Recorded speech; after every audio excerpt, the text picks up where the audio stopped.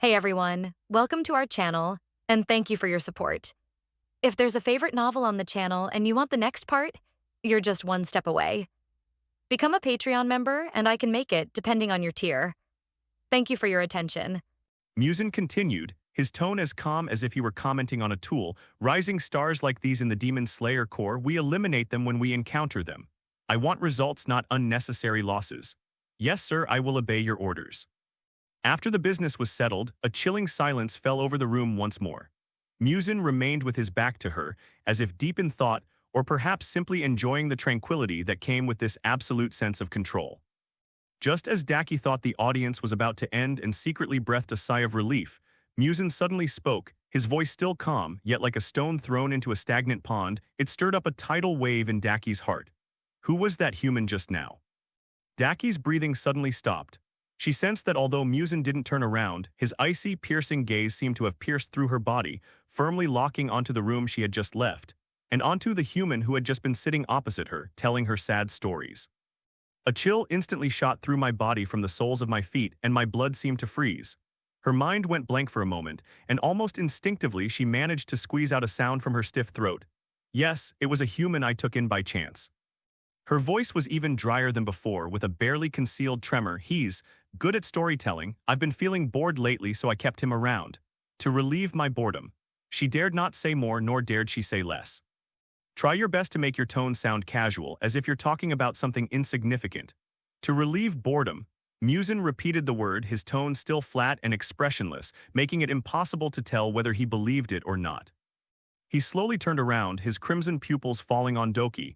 His gaze was calm, yet it possessed a penetrating power that seemed to see through everything. Oh, is that so? He nodded slightly, as if accepting the explanation. In that case, you can keep it. It's not bad to have something to amuse yourself. The string in Daki's heart, which had been stretched to its limit, relaxed slightly. She almost collapsed from exhaustion as she knelt down to express her gratitude. However, Musen's next words were like a poisoned ice pick piercing her heart. But Musen's tone suddenly took on a very subtle, almost playful interest. Such an interesting human, someone even my Daki would keep by my side to relieve her boredom. I'm quite curious myself. Daki suddenly raised her head, her face drained of all color. Musen looked at her face, which turned deathly pale in an instant, and a genuine, intrigued glint flashed in his crimson pupils. He slowly walked back to Daki, leaning slightly forward. His incomparably handsome face was very close to hers, close enough to see the curve of his eyelashes and feel the chilling aura that seemed to freeze her soul. Bring him to see me. 5 words, seemingly light, yet weighing a ton, crashing down with devastating force. Daki felt as if her heart was being gripped tightly by an icy hand, tightening abruptly, the pain making it almost impossible for her to breathe. Blood rushed to my head, then receded in an instant, leaving my ears ringing. She opened her mouth as if to say something, but her throat felt as if it were blocked by a hot iron and she couldn't make a sound. Why? Why would Musen-sama be interested in an ordinary human? Was it because he noticed her momentary lapse in composure? Or was it because of the peculiar, inexplicable attraction emanating from Tsukuyomi Naraku that she ultimately couldn't completely escape the Demon King's perception? Or perhaps this was merely a cruel trick played on Musen-sama on a whim? No. Whatever the reason, she knew that once Tsukuyomi Naraku was brought before Musen, everything would be over. Given Musen's personality, he would never let go of such an interesting and special existence. Alternatively, he could turn Tsukuyomi Naraku into a demon, another pawn he could manipulate at will. In that case, Tsukuyomi Naraku would no longer be himself. His will, memories, and emotions could all be distorted and controlled. Or he might treat Tsukuyomi Naraku as a novel toy, and after playing with him to his heart's content, casually crush and devour him, just like he would with countless other humans. Regardless of which version, the Tsukuyomi Naraku who would smile gently, tell stories earnestly, blush when she approached, and say Miss is still waiting for me, will all cease to exist. What? Musen raised an eyebrow slightly, the interest in his crimson pupils turning into clear surprise and a hint of cold displeasure. You refuse? That surprise wasn't feigned, he was genuinely taken aback. This child who had always been obedient to him, even overly dependent and ingratiating, this upper moon 6 whom he had personally molded, endowed with power and appearance, would actually hesitate, resist, for a mere human being. This exceeded his expectations and stirred his nerves, which were driven by an absolute desire for control and a relentless drive to disobey. Daki felt Musen's gaze suddenly become sharp as a knife, and that terrifying pressure, like a tangible mountain, crashed down on her body and her soul. The air grew thin, her bones creaked under the strain, and her soul felt as if it were about to be crushed by this pure evil and power. She knew that if she dared to say no at this moment, not only would Tsukuyomi Narita die a horrible death immediately, but she and her brother Jutero might also face unimaginable punishment or even be completely wiped out. Faced with absolute power and the threat of death, her nascent, unresolved feelings she herself hadn't yet fully grasped, appeared so fragile, so laughable, so utterly vulnerable. Despair, like the coldest tide, instantly overwhelmed her. She closed her eyes, her long eyelashes trembling violently. Her fingernails dug deep into her palms, a sharp pain shooting through her. Black blood with a ghostly, pungent odor slowly seeped from between her fingers, dripping onto the crimson hem of her dress, spreading into an even deeper shade of darkness. When she opened her eyes again, all the struggle, pain, and fear in them were forcibly suppressed, leaving only a deathly silence of submission and emptiness. Slowly, with immense difficulty, she squeezed out broken syllables from between her teeth, each word carrying a bloody sense of compromise and despair.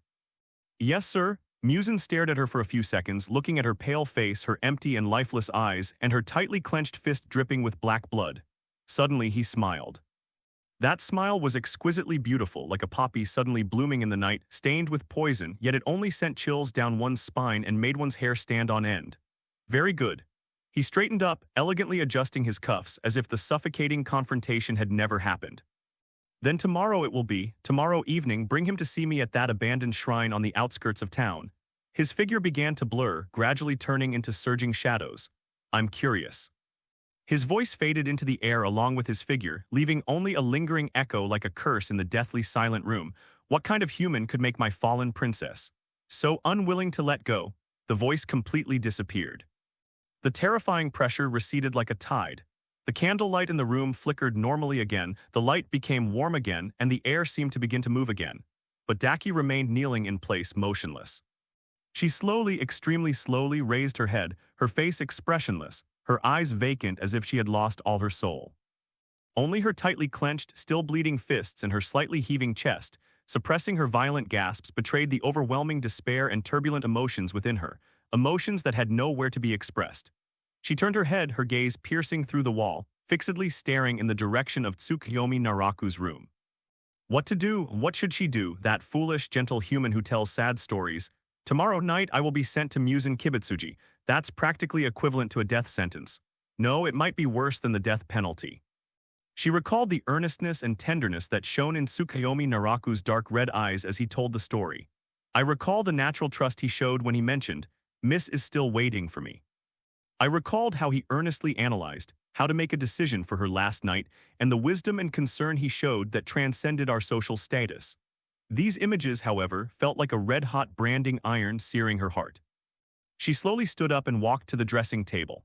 The bronze mirror reflected her pale, ghostly face, her gorgeous crimson kimono, her empty, lifeless eyes, and the eerie crimson pattern on her left cheek that could never be erased, a symbol of her inhuman identity.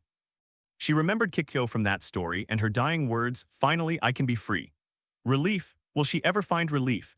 And what kind of irreversible abyss will Tsukuyomi Naraku's fate lead him to because of her incompetence, her hesitation, and her unwillingness to let go? She laughed softly, a broken laugh that echoed in the silent room, a laugh so desolate it was heartbreaking. "Inuyasha, Kagome Kikyo." She murmured these unfamiliar names, her fingertips tracing the cold mirror surface as if trying to grasp something, but only touching nothingness. So, this is what they call resonance. Outside the window, the night of Kyoto had completely descended, thick as ink, swallowing up all light. Daki knelt on the cold tatami mat, maintaining that humble posture, until she was certain that Musen's aura had completely disappeared from Kyogokuya and from this area, and that even the last trace of his oppressive aura had dissipated. Only then did she straighten up, extremely slowly and stiffly, like a puppet whose strength had been drained. A tingling, numb pain shot through her knee, but she was completely unaware of it. The wound on my palm, where my fingernail had pierced my skin, had stopped bleeding, leaving only a few dark red scabs and deep crescent-shaped marks. She looked down at her slightly trembling hands, which were still stained with the cold, black blood of a ghost. Lord Musen wants to see him tomorrow night. This realization was like the heaviest shackles, tightly fastened around her neck, each breath carrying a suffocating, rusty feeling. Countless images flashed uncontrollably through her mind. Tsukuyomi Naraku's slightly reddened ear tips when she touched them. He focused intently on his gentle profile as he told stories. His dark red eyes held undisguised trust. Even when he was telling that story about half-demon and humans, a story full of regret and struggle, she herself was deeply moved by the empathy and sorrow he expressed. These images have now turned into sharp fragments cutting into her nerves. What should she do? Did they tip him off so he could escape? Leaving aside how far Musen's senses could reach, where could Tsukuyomi Naraku, a human, possibly escape to in this world overrun by demons? Moreover, Musen's blood flows in her veins, and any thought of betrayal could bring about her annihilation and implicate her brother, Jutero. Disobeying orders, that would be a death sentence. She and her brother will be personally eliminated by Musen and Tsukuyomi Naraku. Will probably die even faster and in a more tragic way, it seems. There's only one path left, obedience. Bring Tsukuyomi Naraku before Musen and then leave it to fate. This thought made her feel nauseous and desperate. She could almost see the ending. Either she would push him into the abyss with her own hands, watching him be transformed into a strange, controlled ghost. Either watch him be used as a plaything by Musen, dying in extreme fear and pain. Neither of them was something she could bear. But what could she possibly do? Faced with an absolute disparity in power, her nascent, inexplicable concern seemed utterly ridiculous and powerless. After an unknown amount of time, the faint sound of a night watchman striking his clapper could be heard outside the window. It was already late at night. Daki finally moved. She leaned on the low table, stood up somewhat unsteadily, and walked to the dressing table. The woman in the bronze mirror was deathly pale, except for the striking crimson pattern on her left cheek, which made the emptiness and despair in her eyes all the more shocking. She raised her hand, her fingertips trembling as she touched her cheek. The icy touch sent a slight shiver down her spine. I must tell him. Regardless, he has the right to know. At least to know part of it. Taking a deep breath, Daki tried to suppress her turbulent emotions, tidied her slightly disheveled clothes and hair, and wiped the dried blood from her palms with a damp cloth. After doing all this, the expression on her face returned to calm, and almost deathly calm. Only deep within those dark red pupils remained an undisguised weariness and struggle. She pushed open the door and walked into the quiet corridor. The lantern's glow cast dappled shadows on her, and her footsteps were so light they were almost inaudible. The short distance felt like an endless stretch of road. She stopped in front of Tsukuyomi Naraku's door. Inside the paper door was darkness and silence. Clearly, the person inside was asleep or anxious because of the previous events. Daki raised her hand, her fingertips lingering in the air for a moment before gently landing on the door. Tap, tap, two very soft sounds. Immediately, rustling sounds and deliberately suppressed breathing came from inside the room. Clearly, the person inside was not asleep and remained vigilant. Who? Tsukuyomi Naraku's voice came through the door, tinged with tension. It's me, Daki said, her voice even hoarser and lower than she had expected. There was a moment of silence inside, followed by the sound of the latch being pulled open. The paper door was gently pulled open a crack, and Tsukuyomi Naraku's face appeared behind it. He had clearly changed out of his kimono and was only wearing a plain nightgown. His black hair was disheveled, but his eyes were clear and sharp. The moment he saw her, that sharpness turned into surprise and a hint of barely perceptible worry. Girl, he quickly opened the door, stepped aside to let her in. It's so late, what brings you here? His words came to an abrupt end. By the dim light filtering through the corridor, he could see what Daki looked like. Although his clothes were still elegant and neat, his face was terribly pale and there was an undisguised weariness and some kind of heavy emotion that he couldn't understand in his eyes. Her breathing was also colder and more unstable than usual. Come in. Daki didn't say much and went straight into the room. Tsukuyomi Naraku immediately closed the door and lit the oil lamp on the table. The warm yellow light dispelled the darkness and illuminated the space between the two. He turned around and looked at Daki, who was standing in the center of the room with her back to him. Her back was straight, yet it inexplicably exuded a sense of tension and loneliness. Miss, is something wrong? Tsukuyomi Naraku's heart sank, and the ominous premonition from earlier that day surged back into her mind. What could possibly warrant Daki's personal visit late at night, and the expression she wore be anything but trivial? Daki slowly turned around, her dark red pupils gazing at him in the lamplight. That gaze was incredibly complex, containing scrutiny, struggle, a fleeting pain, and a hint of the heaviness of a farewell. Tomorrow, she said, her voice hoarse, you'll be coming out with me. Tsukuyomi Naraku's heart skipped a beat. Go out? Where to? I'm going to see a lord. Daki avoided his gaze and looked at the flickering lamplight. Adult, in this world to be addressed so respectfully as my lord by Daki the Upper Moon 6. A name flashed through Tsukuyomi Naraku's mind, and a chill instantly ran from the soles of his feet throughout his body. Considering Daki's unusual reaction during the day, the sudden and terrifying pressure, and her current expression of dread and near despair, the answer is almost obvious. But he still needed to confirm. He took a deep breath, forcing himself to remain calm, and tried to keep his voice steady. "Miss, who are we going to see?" Daki's lips moved, but the name seemed to weigh a ton, pressing on the tip of her tongue, and she couldn't utter it. How should she tell him? Should she just say, "We're going to see Musen Kibutsuji, the source and ruler of all demons, and the one who could kill you or turn you into a monster at any moment"? She couldn't bring herself to say it. Seeing the undisguised struggle and pain in Daki's eyes and her slightly trembling fingertips, Tsukuyomi Naraku's last shred of hope vanished. He already has the answer. As expected. It was Demon King Musen, the most terrifying and unpredictable final boss in the original work. That being who sees all living beings as ants, is capricious in mood, and controls the life and death of all ghosts. Tomorrow night he will face him directly. Fear, of course.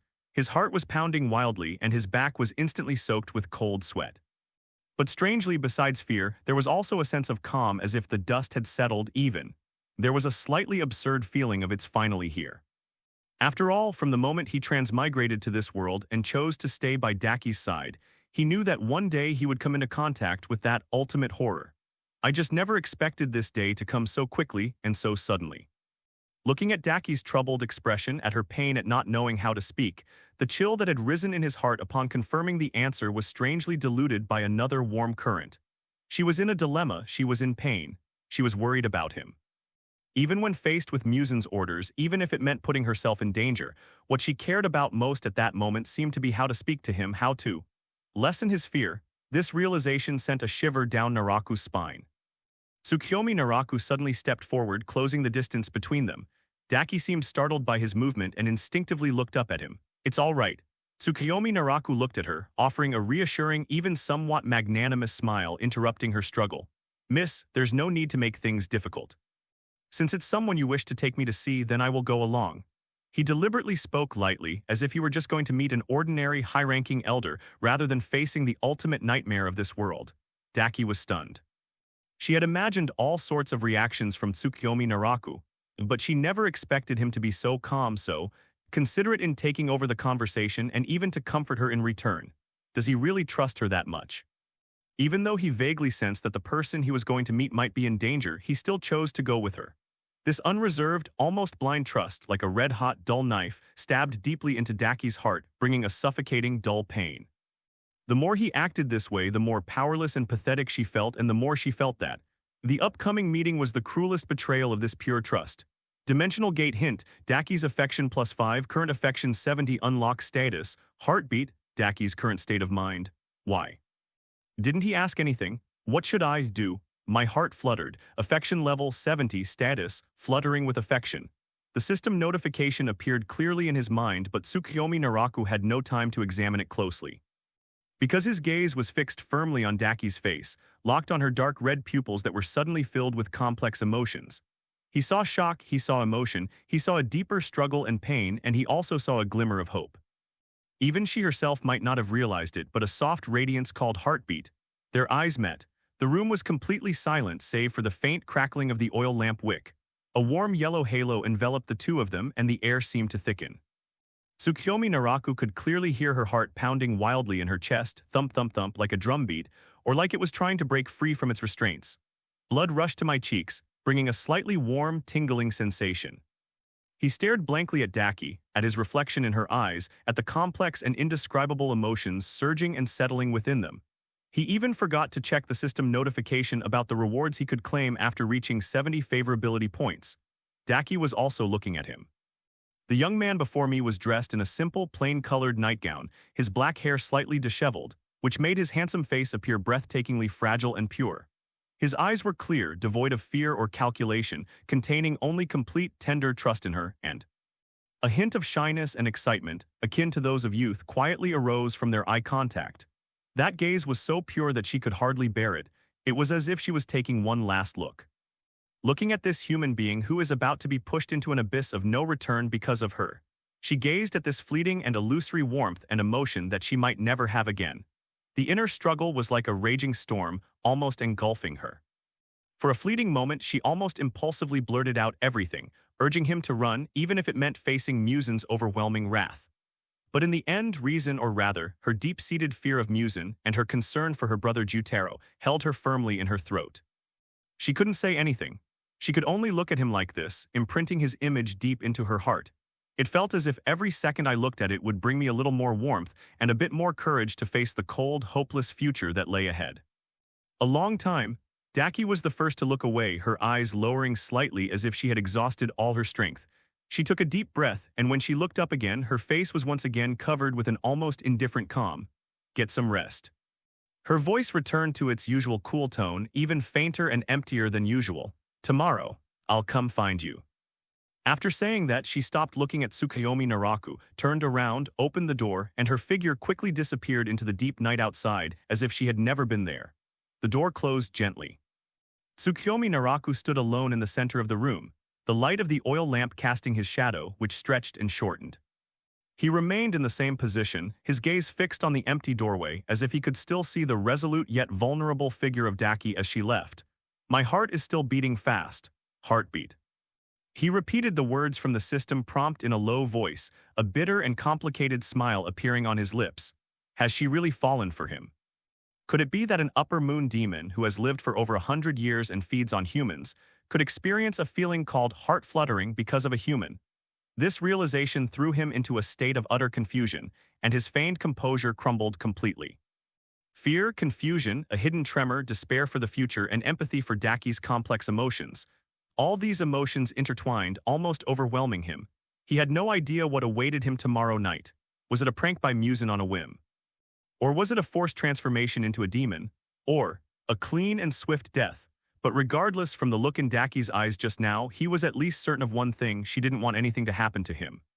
She was even suffering and struggling because of it. That's enough.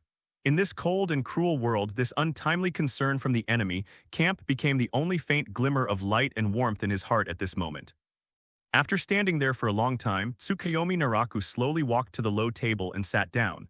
The light from the oil lamp illuminated his slightly pale face. He forced himself to calm down and began to think of a solution. Seeing Musen is an unavoidable fact. What he needs to do now is to find even the slightest chance of survival in this desperate situation. Only then did he remember the system notification he had just ignored. Reach a favorability rating of 70 to claim a stage reward. Please choose one of the following options. Option 1, Unyielding Will Passive. Your will be blessed and protected by a mysterious force. When facing mental oppression, soul-shattering events, extreme pain, or confusion, you will be able to maintain a clear and independent sense of self to the greatest extent possible, and will not be easily distorted, manipulated, or obliterated by external forces. Option 2, Radiant Charm Passive. Your charm and charisma will be greatly enhanced. The natural attractiveness you exude in your words and actions will be significantly increased. For individuals with weak willpower or those who already have a basic liking for you, there is a certain probability of triggering deep emotional effects such as being captivated or being infatuated, accelerating the increase in favorability. Option 3, Boiling Battle Spirit Passive. Upon entering combat, your adrenaline and potential will be exceptionally stimulated. As the battle drags on or the severity of your injuries increases, all your attributes, strength, speed, reaction, stamina, etc., will receive a temporary step-by-step boost, while your pain perception and fear will be significantly weakened until the battle ends or your body collapses. Each of the three options has its own merits. Charming sounds tempting, but if it could seduce Musen. No, that idea is absurd. The Demon King Musen's will is as firm as a rock, cold and indifferent, and cannot be swayed by charm. On the contrary, it may even arouse his deeper investigation and killing intent. Battle Spirit Boiling is a genuine combat enhancement which might allow you to fight to the death in desperate situations. But the question is, does he even have the right to fight against Musen? They would likely be completely overwhelmed in a single encounter. Any attribute enhancements would be meaningless in the face of such an absolute power disparity. Moreover, Musen will most likely not give him a chance to fight, so what's left is an indomitable will. Tsukuyomi Naraku's gaze was fixed firmly on this option. To maintain a clear and independent sense of self to the greatest extent possible when facing mental oppression, spiritual shock, extreme pain, or confusion, and to be resistant to being distorted, manipulated, or obliterated by external forces. This passage seems tailor-made for what he'll experience tomorrow night. What is Musen's most terrifying method? Besides his absolute power, it is his absolute control over demons. He can read the thoughts of ghosts, plant curses within them, kill them at any time, and even fundamentally distort their will and existence through his own blood. If Musen really wanted to turn him into a demon, or control and torture him in other ways, then unyielding will would be his last barrier to preserve his self and prevent him from being completely turned into a walking corpse or a twisted monster. Even when facing death, dying with a clear sense of self is better than becoming a monster who has lost themselves. Moreover, he possesses the immortal attribute granted by the red spider lily, as well as the immortal body he just acquired. If unyielding will can help him maintain his individuality when modified or near death, then combined with the undying will attribute of immortal, and the more he gets hurt, the stronger he becomes ability of immortal body. Perhaps he really could find an incredible glimmer of hope in dire straits. This is it. Tsukuyomi Naraku made her choice without further hesitation. Select confirm. Rewards being distributed. Gained passive ability, unyielding will basic. In an instant, Tsukuyomi Naraku felt a strange burning sensation deep between his brows. It was not painful. Rather, it felt like a warm spring slowly flowing into his spiritual core. The feeling was fleeting, and then an indescribable clarity and firmness sank into the depths of his consciousness like a rock. He blinked, feeling as if his vision had cleared up a bit.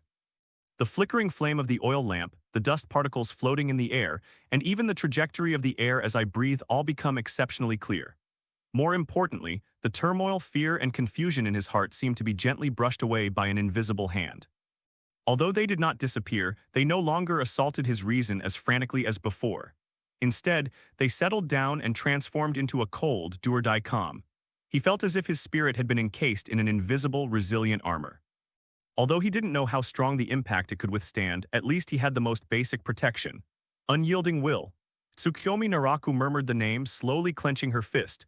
Tomorrow night at an abandoned shrine on the outskirts of the city, Musen Kibutsuji. He will face the ultimate terror of this world with his human body. What he now possesses is a body that has just begun to strengthen, a blood demon art that cannot be used lightly, a glimmer of hope brought by a spider lily, a growth physique that can only be triggered when near death, and this newly acquired unyielding will protects one's self-awareness from being extinguished. And Daki's complex and indescribable gaze, a gaze that could be described as heart-fluttering. The road ahead is fraught with peril, with a slim chance of survival or even certain death. But at least he was no longer that helpless, powerless nobody who could only be slaughtered at will. He will struggle, he will think, and he will seize any possible opportunity in dire straits, even if that chance is as slim as a candle flickering in the wind. Tsukuyomi Naraku blew out the oil lamp and the room fell into darkness again. He lay on the tatami mat, eyes open, staring at the unseen beams above his head. Outside the window, the Kyoto night sky was starless and moonless, filled only with an impenetrable, thick darkness. He waited quietly in the darkness for dawn for that fateful night to arrive. Daki practically fled back to her room. He slammed the heavy paper door shut behind him as if to shut out everything outside, including her own chaotic thoughts and Tsukuyomi Naraku's last gentle and trusting gaze. All of it was kept out. With her back pressed against the cold door, she slowly slid to the ground, her gorgeous crimson kimono skirt spreading out like a flower that had suddenly withered, stained with blood. My heart was pounding wildly and irregularly in my chest, each beat bringing a dull pain. It was not just physical discomfort, but a strange, burning torment that spread from the depths of the soul. It was as if an invisible flame was burning within her, scorching her internal organs, her reason, and her ghostly heart that had been frozen and dead for hundreds of years. She painfully raised her hands and forcefully covered her face. The cool touch of my palms couldn't alleviate the inexplicable burning sensation on my cheeks, nor could it dispel the images churning in my mind. The subtle lines around Tsukuyomi Naraku's eyes when he smiles, the focused expression on his face when he tells stories, the untimely magnanimity he displays when comforting her, and when their eyes met just now, I saw a clear, unreserved trust in his eyes and a glimmer of light that he himself was unaware of. Why? She whispered hoarsely, her voice distorted with suppressed emotion. Why did this happen? She didn't understand. This feeling is so unfamiliar. Since becoming a demon, she has experienced hunger, the thrill of killing, the desire for power, the respect and fear she felt for Lord Musen, and the warmth and security of relying on her brother for survival.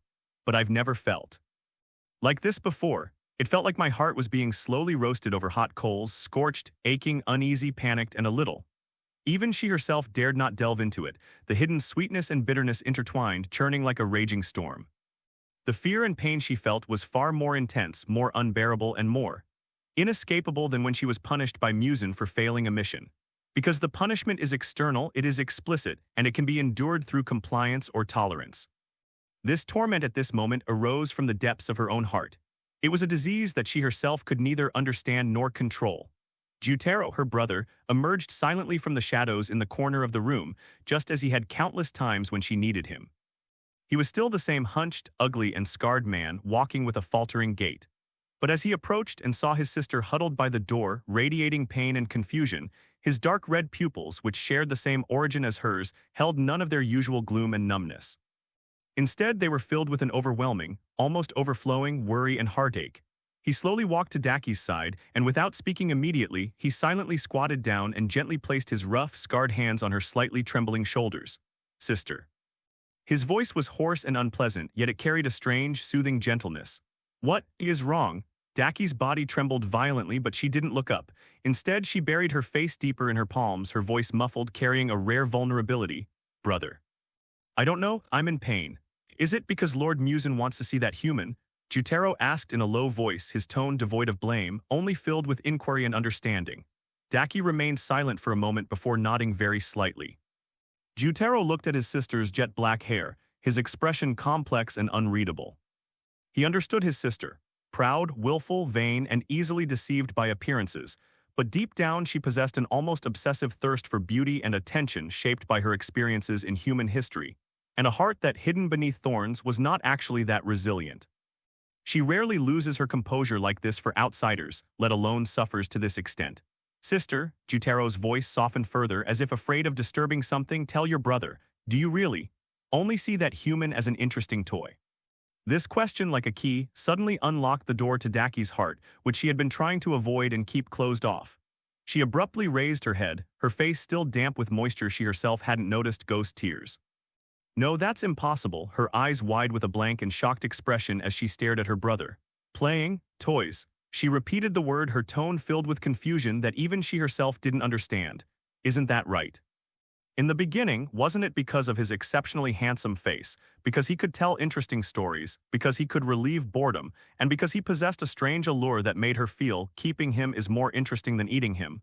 But since when did the word toy become so frivolous, so inaccurate?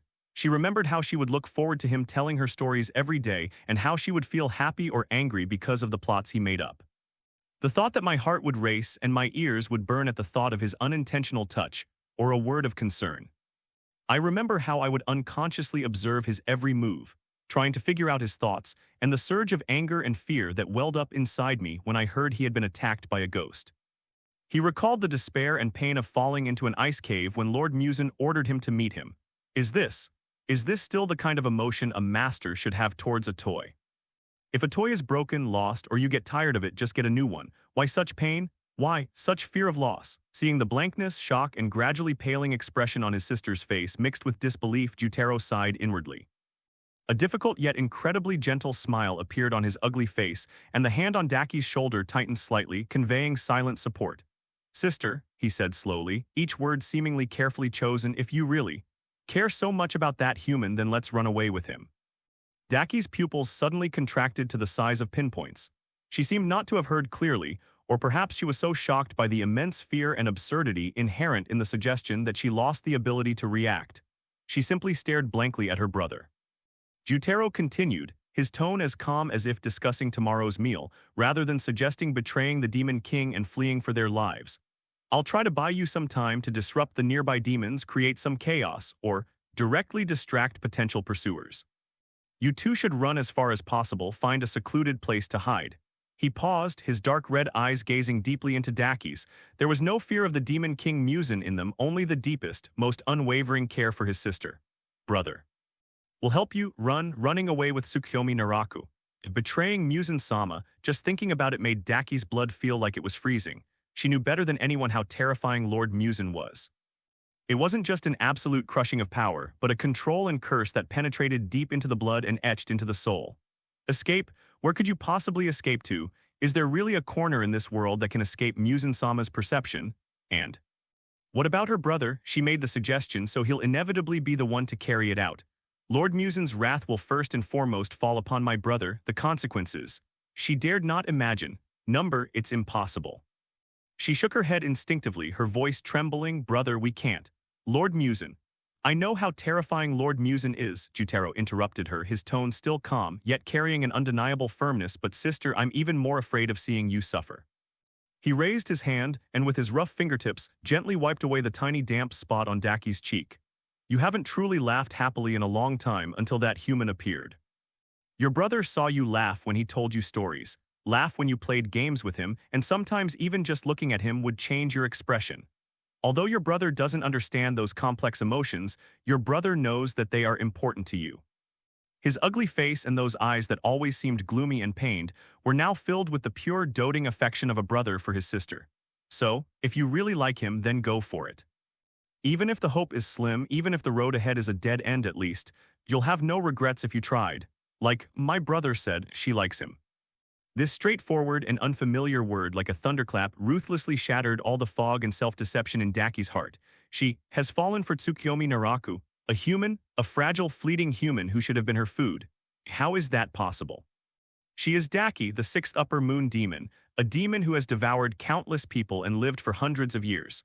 Her world consisted only of power, killing, reverence for Lord Musen, and dependence on her brother, liking someone. How could such a trivial and troublesome emotion belonging to fragile humans possibly appear in her? But if it wasn't love, then what was this excruciating, heart-wrenching pain in her heart? What is this impulse to bear everything alone rather than hand him over? What is this fear that almost drives him to the brink of collapse, simply because of the thought of something terrible happening to him? Countless opposing and resistant thoughts battled fiercely in her mind, but in the end, they all crumbled before the gentle and trusting eyes of Tsukiyomi Naraku in her memories. She recalled everything that had happened before. Little by little, they gathered into a river, quietly washing away her frozen heart. So, this is what liking someone means, so painful yet so sweet. She looked up blankly at her brother.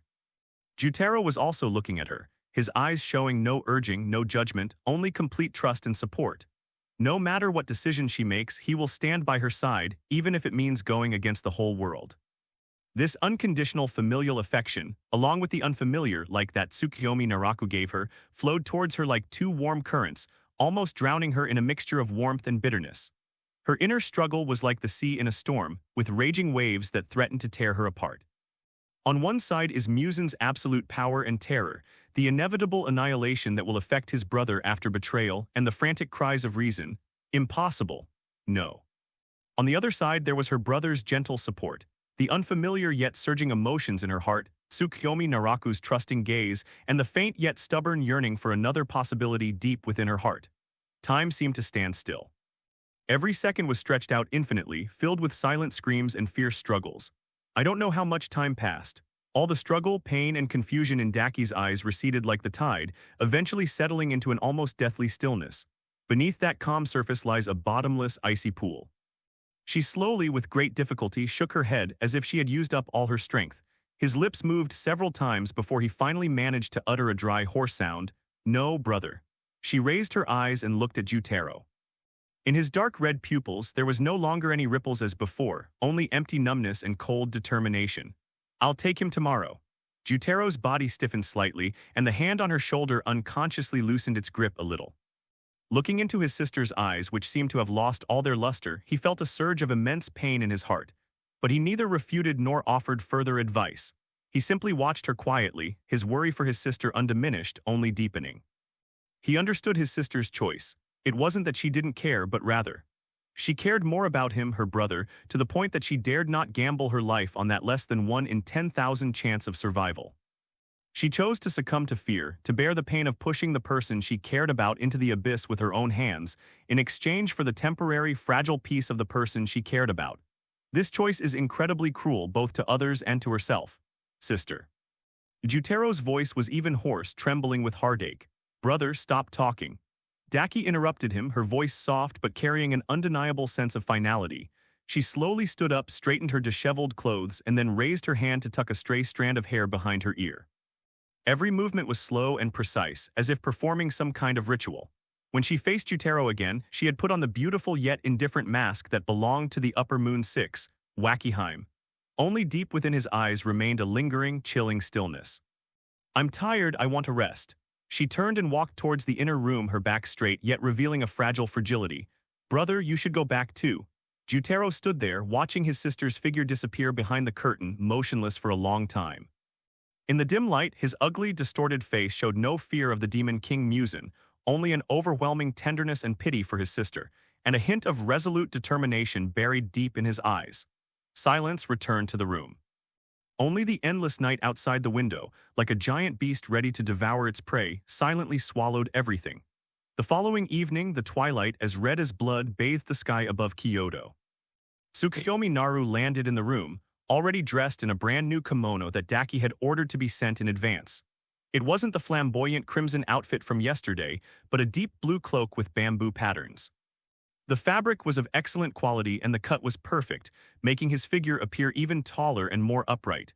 He looked less like a lazy young nobleman and more like a calm and reserved man. She still wore the blood-red jade pendant at her waist, her fingertips unconsciously caressing the warm jade, as if she could draw a trace of the fallen princess's remaining aura and power from it. He looked in the bronze mirror and carefully straightened every part of his clothes, including the collar and cuffs, making sure there was nothing messy. The young man in the mirror had a calm expression and a composed gaze, but deep within his pupils lay a barely perceptible, almost desperate glint of light. The clarity and determination that came from choosing unyielding will last night were now steadily supporting his mind, suppressing the surging fear and anxiety beneath a calm facade. He knew what he was about to face. That would be the most dangerous and unpredictable situation he had faced since his transmigration. But he had no way out. The knocking sounded precisely on time, very soft, yet carrying an unmistakable, icy rhythm belonging to the fallen princess. "Come in." The door was opened, and Daki appeared outside. Her attire today was completely different from her elaborate outfit last night. She had changed into a simple dark purple bodysuit that was easy to move in. Her long hair was tied up high and secured with a matching hairband. Her face was bare of makeup, and the crimson pattern on her left cheek looked even more eerie and striking in the twilight. She carried a plain white lantern in her hand, the candlelight flickering inside, casting shadows on her exquisite face. Her expression was one of almost frozen calm, only her dark red pupils flashing with an extremely complex emotion when she looked at Tsukuyomi Naraku. There was concern, warning, struggle, and a hint of the heavy feeling of near farewell that Tsukuyomi Naraku didn't want to think about deeply. "Ready?" Daki's voice was flat, devoid of emotion. "Yes, young lady." Tsukuyomi Naraku bowed respectfully, her tone steady. Daki nodded slightly, said nothing more, and turned to leave. "Follow me." Tsukuyomi Naraku followed her, and the two walked silently through the backyard of Kyogokuya, exiting through an inconspicuous side door. Outside the door was a secluded alley. Dusk had fallen and the alley was deserted. Only the faint sounds of bustling activity from the distant flower market made the silence here feel eerily oppressive. The white lantern in Daki's hand illuminated the path ahead, its dim yellow light dancing on the bluestone pavement. She walked slowly, but her steps were steady, carrying a clear and unquestionable sense of direction. Naraku Tsukuyomi followed half a step behind her, clearly seeing her straight back, taut shoulder lines, and the gentle sway of her ponytail with each step. The night breeze carried a chill as it swept through the alleyways, swirling up a few fallen leaves. Besides the bleakness of late autumn, there seemed to be a faint, almost imperceptible, unsettling fishy smell floating in the air. After walking a distance away from the lights and noise of the red light district, Daki suddenly slowed her pace but did not turn back. "Listen," her voice was low, clear in the quiet alley, carrying an unprecedented seriousness and urgency. "The person we're about to see is the supreme ruler. You must remember a few things." Tsukuyomi Naraku felt a chill run down her spine and listened intently. "First, do not look directly at that person unless he allows it. Second, do not speak excessively. Answer only what he asks you and be respectful and concise in your speech, never making any offensive or presumptuous assumptions." Daki spoke quickly, as if trying to deliver all her instructions in the shortest possible time. "Third, no matter what that person says or does, do not show fear, resistance, or excessive curiosity. Try to appear obedient, it will be helpful." She paused as if wanting to say something more, her lips moved, but in the end she only repeated, "Remember, don't be presumptuous, that Lord's thoughts are beyond our comprehension." Tsukuyomi Naraku could hear the worry and tension that she was trying so hard to suppress in her words. She was trying to teach him the rules of survival in this way, attempting to increase his chances of living. She dared not say directly, "That's the Ghost King," or "That's a man-eating monster," for fear of frightening him, causing him to lose his composure and bringing trouble upon himself instead. She could only subtly and repeatedly emphasize respect, obedience, and don't be presumptuous. This cautiousness, this attempt to protect him even when she herself was walking on thin ice, diluted the chill in Tsukuyomi Naraku's heart caused by the fear of the unknown with a more complex and bittersweet warm current. "Don't worry, young lady," he said, his voice clear and steady in the night breeze, even carrying a hint of reassurance. "I understand. When meeting elders, one should naturally observe proper etiquette. One should not ask questions one shouldn't ask, nor look at things one shouldn't look at. Respect and courtesy are the proper course of action." He deliberately downplayed the perilous meeting as meeting an elder, using an almost magnanimous, even slightly mocking tone, in an attempt to dispel the suffocating heaviness in the air. Sure enough, Daki paused almost imperceptibly. She turned her head slightly and glanced at him quickly out of the corner of her eye. The moonlight and lantern light intertwined, illuminating half of her face, where a flicker of surprise crossed her face, followed by a deeper, more complex emotion. How could he remain so calm? He even went so far as to comfort her. Dimensional gate hint, Daki's affection +2, current affection 72 note. After the favorability rating exceeds 70, the rate of increase slows down, and each increase requires a deeper emotional impact or event. The favorability rating has increased again, although only by 2 points. But the system notification shows that favorability ratings above 70 are hard-won. Tsukuyomi Naraku understood, but had no time to savor this touching feeling. He simply watched Daki turn away, noticing the slight relaxation in her shoulders, and silently thought, "That's good, at least it eases her worries a little. What's the use of being afraid?" Panic and weeping only made Daki feel worse and more guilty, and made the master she was about to face think she was weak, easy to bully, and worthless. It did her no good at all. Since fear can't change the outcome, let's be dignified. Even in death, one should maintain a certain dignity in life, shouldn't one? Besides, he might not even die. He still has trump cards up his sleeve, the system, and the faint hope brought by that red spider lily. Most importantly, he possesses an unyielding will. As long as his will remains, there is still a chance to turn the tide. Young lady, there's no need to be too nervous. Tsukuyomi Naraku continued in that relaxed tone, as if he were attending an ordinary banquet. Although I am not particularly talented, I have read some books and understand some social etiquette. I know what to say in different situations. If you take me with you, young lady, you must trust me, and I will certainly not disappoint you. These words were both considerate and tactful, expressing understanding while giving Daki a way out, rationalizing her worries as trust and guidance. Daki did not respond. She simply carried the lantern silently and quickened her pace. But Tsukuyomi Naraku could sense that the extremely tense, almost desperate aura surrounding her seemed to have loosened slightly because of his words. Although it is only a very subtle change, on this path toward unknown fears, any positive change is invaluable. The two stopped talking and continued walking in silence. As we walked through the quiet streets and alleys, gradually leaving the bustling areas of Kyoto, the surrounding buildings became sparse and low, and the lights became increasingly scarce. The path beneath their feet changed from stone slabs to a dirt road, with dark farmland and weeds on both sides. The night wind picked up, causing the candlelight in the lanterns to flicker and stretch the shadows of the two people, making them appear ghostly. After walking for an unknown amount of time, the outline of a dark forest came into view ahead. At the edge of the woods, the shadow of a dilapidated building could be vaguely seen, resembling a crouching giant beast in the dim moonlight. Daki's steps finally came to a complete stop. She turned around to face Tsukuyomi Naraku. The light from the white lantern illuminated the small space between them. Her face, illuminated by the interplay of light and shadow, was breathtakingly beautiful, yet chillingly cold. Those dark red eyes clearly reflected Tsukuyomi Naraku's calm face. She opened her mouth as if wanting to say something one last time, perhaps a more direct warning, perhaps some subtle hint, or perhaps just a meaningless farewell. But in the end, she nodded to him only very slightly, almost imperceptibly. Then she turned around, carrying her lantern, and led the way to the dilapidated, abandoned shrine hidden in the shadows of the woods. Tsukuyomi Naraku took a deep breath. The cool night air, carrying the scent of grass and earth, filled his lungs, bringing with it an even stronger sense of decay and unease emanating from the building in front of him. He clenched his hand inside his sleeve. The faint warmth seemed to give him his last bit of strength. Raising his head, his gaze passed over Daki's back and fell upon the abandoned shrine, which resembled a gaping maw waiting to devour everything. Musen Kibutsuji is right there. Without hesitation, he took a step and followed in Daki's footsteps. Heading into the unknown, dark depths of the night that will determine your fate, the interior of the abandoned shrine appears even more dilapidated than the exterior.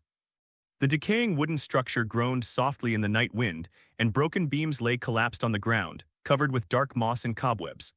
The main hall, which originally housed the deities, has long since collapsed, leaving only ruins and a floor riddled with cracks. Moonlight filtered through the broken roof and holes in the walls, forming pale beams that cut through the thick darkness inside. The air was thick with dust, mold, and some other, colder, ancient, and ominous scent. Daki, carrying a lantern, stopped at the boundary between the pale moonlight and the deep darkness, slowly knelt down and prostrated herself deeply, her forehead touching the cold, dirty floor. The movements were precise and respectful, without the slightest hesitation. "Lord Musen, the person has been brought." Her voice echoed through the empty ruins, carrying a deliberately suppressed calm, yet a barely perceptible tension could still be detected. Tsukuyomi Naraku stood half a step behind her, not immediately kneeling. His gaze passed over the distraught bowed Daki and landed on the deepest darkness ahead. There, before the dilapidated shrine, a figure had quietly appeared, unnoticed at some point. The moonlight sparingly outlined his silhouette, tall and slender, dressed in a well-tailored black Western-style suit, completely out of place in this dilapidated Japanese shrine. He stood with his back to the entrance, as if gazing at a god who no longer existed, or perhaps simply admiring the desolation he had created, either personally or indirectly. Upon hearing Daki's voice, the figure did not immediately turn around. Time seemed to freeze for a few seconds. Only the night wind howled through the ruins, and the candlelight flickered uneasily in the lanterns. Then, the figure slowly turned around with an extremely elegant and composed demeanor.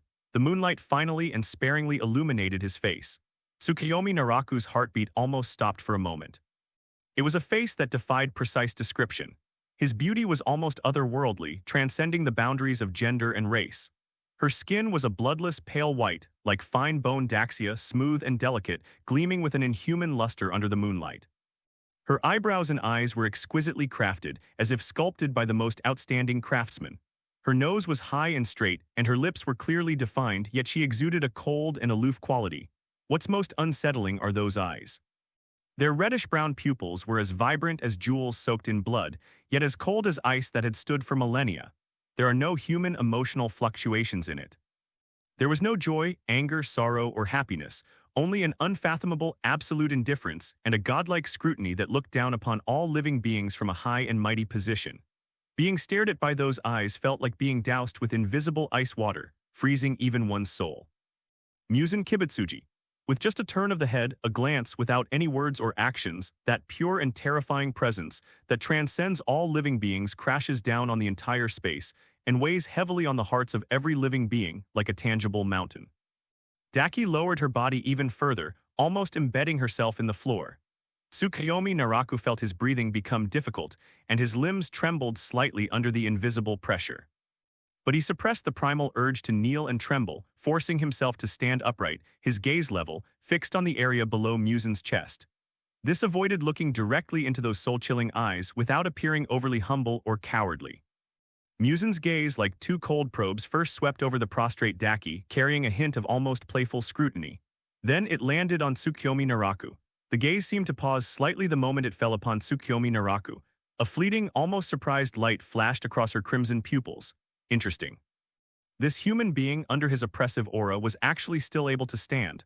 Although her body was tense, her eyes remained relatively clear. She did not immediately break down, nor did she show the extreme awe and fear that Daki did. What intrigued him even more was a strange aura emanating from this human. It wasn't just the faint aura of an upper moon demon, deliberately marked by Daki, but also something else. More subtle, seemingly out of place with the very essence of this world, yet carrying a certain tenacious vitality. And that face. It seemed vaguely familiar to him, yet he couldn't recall where he had seen such an outstanding appearance before. "Raise your head." Musen spoke, his voice gentle and melodious like the low murmur of a cello, clearly echoing in the silent ruins, yet carrying a chilling coldness that penetrated to the bone. As instructed, Tsukuyomi Naraku slowly raised her chin, but her gaze remained cautiously fixed on the other person's jawline. Their eyes did not actually meet, but Musen could see his face more clearly. Bathed in the interplay of moonlight and lantern light, her beautiful face possessed a breathtaking allure, especially her dark red eyes, which were as calm as an ancient well, yet seemed to hold something elusive within them. Musen's gaze lingered on his face for a moment, then slowly turned to Daki, who was still lying on the ground. Dahim, his voice was flat and emotionless. Yes, Lord Musen. Daki's voice came from the ground, trembling slightly. You go out first, Musen said calmly, his tone leaving no room for argument. Wait outside the door, I have something to say to this interesting human alone. Daki's body stiffened abruptly. Almost instinctively, she raised her head, her face instantly draining of color, her dark red pupils filled with disbelief and a hint of barely concealed panic.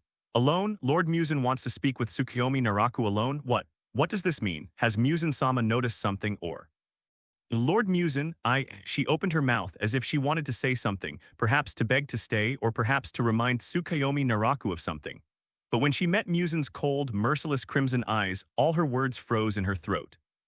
Musen simply watched her silently without saying a word, but an invisible, even heavier pressure, like icy water, slowly spread and enveloped her. Daki's lips trembled, her fingertips digging deeply into her palms, and black beads of blood seeped out again. She glanced at Musen, then quickly stole a look at Tsukuyomi Naraku, who stood ramrod straight and calm beside her, a fierce struggle and pain flashing in her eyes.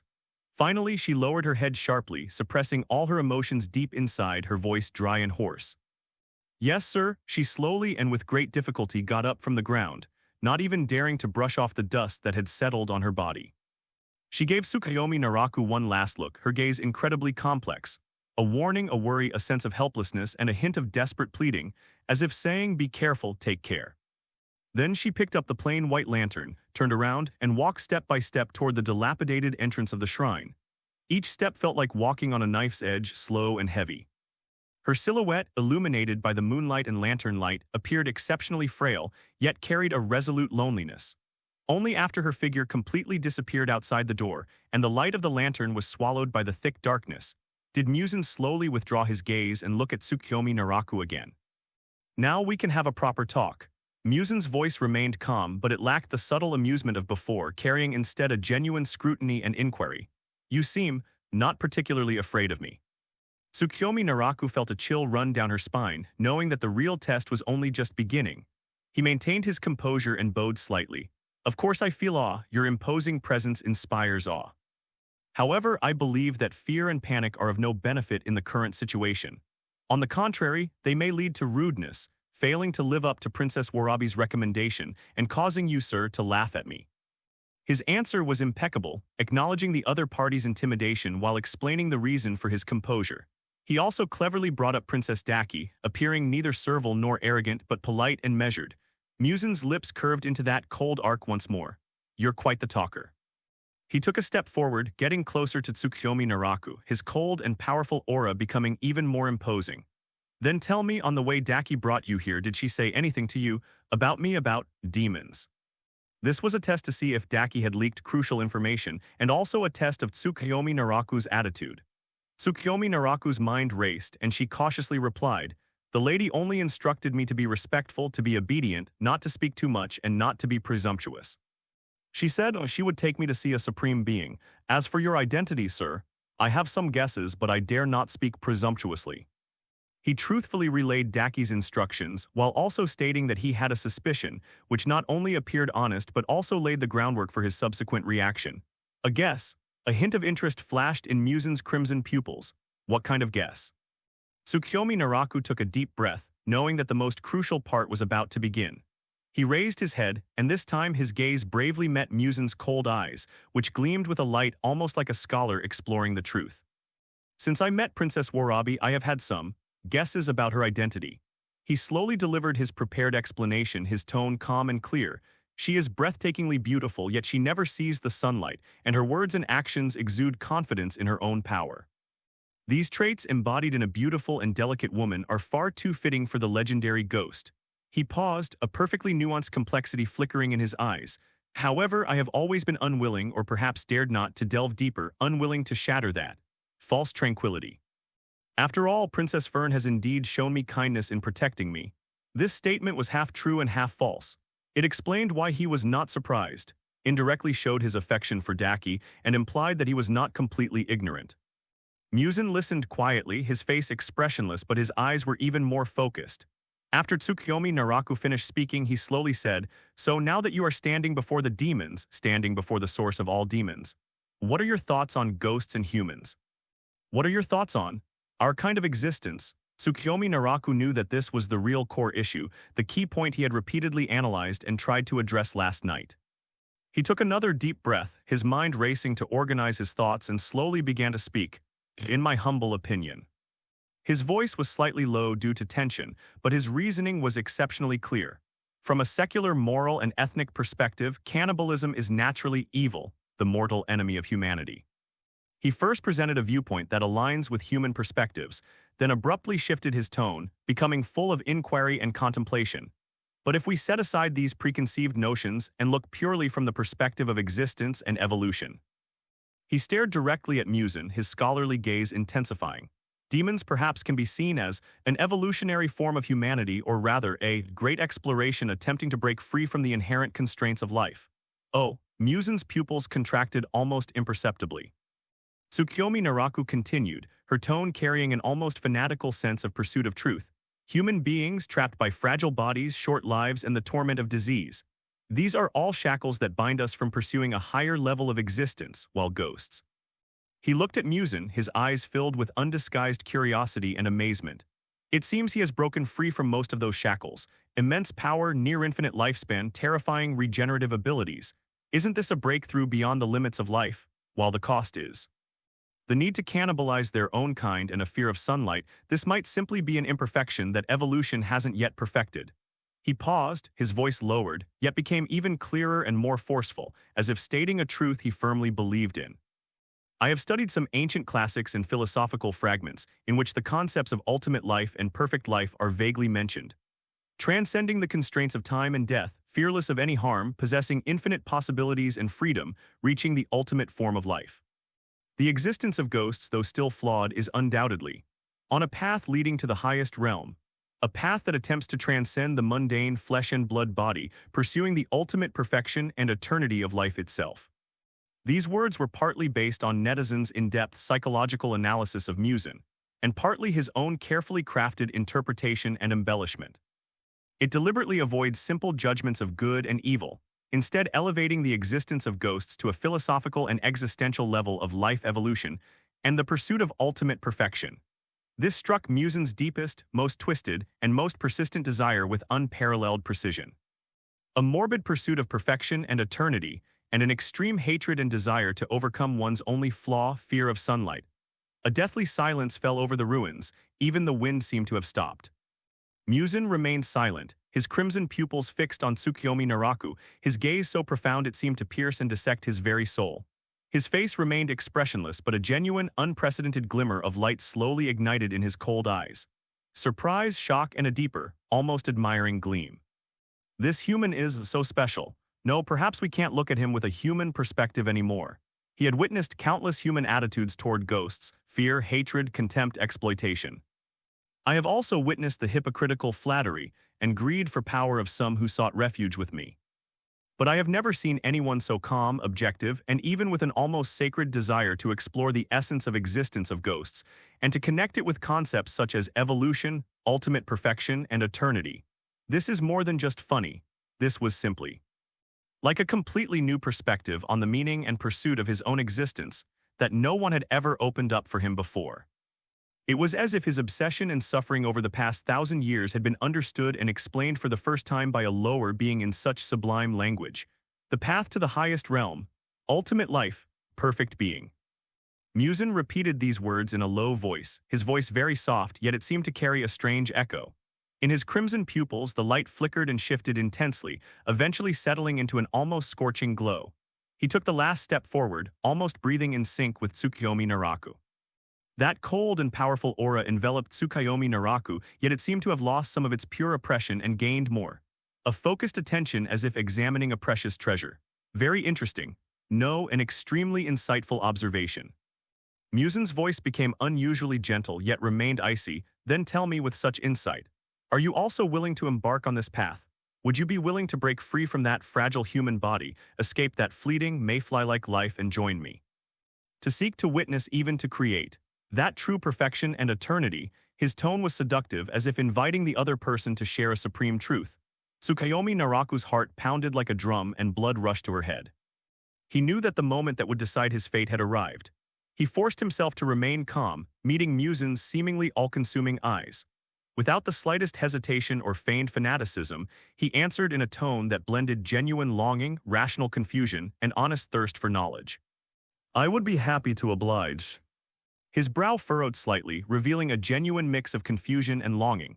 To personally embark on a journey to explore another possibility of life, to break free from the constraints of birth, aging, sickness, and death, to glimpse or even touch that legendary realm of perfection. This is my lifelong wish, but he looked at Musen, his eyes clear and honest. I don't know how to begin this journey. This path transcending the mortal realm seems not to be trodden by everyone. This desire was genuine. He truly wanted to live, to gain power, and to see the truth of the world. His confusion was also real. The truth and the falsehood are perfectly blended, appearing utterly sincere and flawless. Looking into his clear and resolute eyes, Musen seemed to see a reflection of himself from 1,000 years ago, someone who was obsessed with medicine and life. He suddenly felt that turning this special human into a ghost might be It's very interesting and might even bring unexpected surprises. He slowly raised his right hand, his pale, slender fingers gracefully reaching towards Tsukuyomi Naraku. The fingertips did not touch his skin, but a thick, almost tangible stream of blood glowing with a dark red luster appeared out of thin air, like an eerie blood bead hovering above the fingertips. The blood droplet emitted a terrifying energy fluctuation that sent chills down one's spine, as well as a chilling aura that penetrated deep into the soul, belonging to the source. It's very simple. Musen's voice was like a whisper from the abyss. Drink it, accept my blood, my power, my will, and you will be reborn, gaining the right to embark on this path. Looking at the floating blood bead that seemed to contain endless evil, power, and curse, Naraku Tsukuyomi felt his soul tremble. But he knew he had no way out. He slowly, with absolute determination, leaned forward and opened his mouth. Just as his lips were about to touch the bead of blood, dimensional gate notification. Extremely high concentration of Ghost King's origin energy and soul imprint contract access request detected.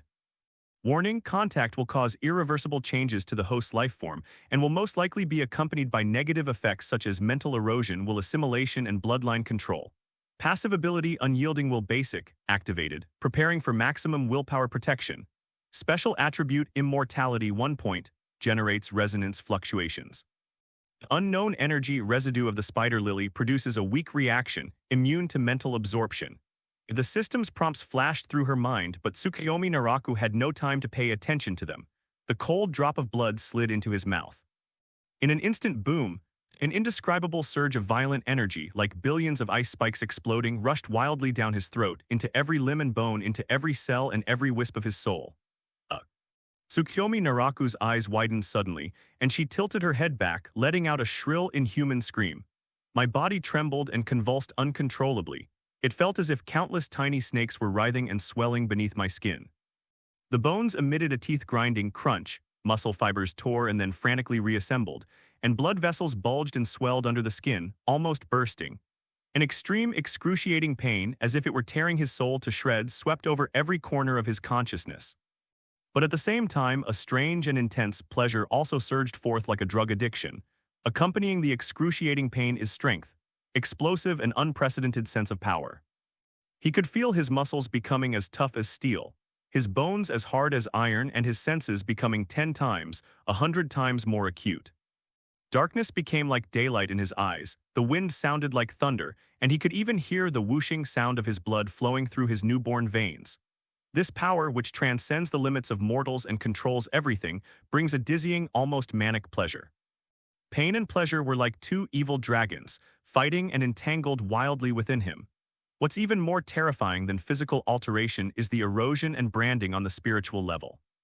A cold, indifferent will filled with endless greed, a desire for control, and a twisted obsession with perfection, accompanied by the blood of the Ghost King, frantically tried to burrow into the depths of his consciousness like the most vicious parasite. He branded Musen at the core of his soul. Twisting his emotions, assimilating his thoughts, erasing his uniqueness as Tsukuyomi Naraku, and turning him into a completely loyal, perfect puppet whose highest standard is Musen's will. Tsukuyomi Naraku felt her memories beginning to blur, the past scenes peeling away like faded murals. The gentle, cautious, and patient nature inherent in humanity is like ice and snow exposed to the scorching sun, rapidly melting and evaporating. A strange, eccentric, arrogant nature filled with an insatiable thirst for power and viewing humans as mere ants. A cold, instinctive temperament belonging to the demon, like black asphalt, surged forth, attempting to cover and submerge his original consciousness. No, I can't lose myself. I am Tsukuyomi Naraku. I am a time traveler, not anyone's puppet. Just as consciousness was about to completely succumb, at the critical point of being swallowed up by that dark and cold, ghostly aura, deep within his brow, the warm power emanating from his unyielding will erupted like a dormant volcano. It is not violent, but incredibly resilient, bright, and unshakable. Like a lighthouse standing firm amidst raging waves, it steadfastly protected that small, core, and essential part of Tsukuyomi Naraku's consciousness. He stubbornly and resolutely resisted that cold will that tried to erode, assimilate, and imprint itself on him. Unyielding will beginner, in effect.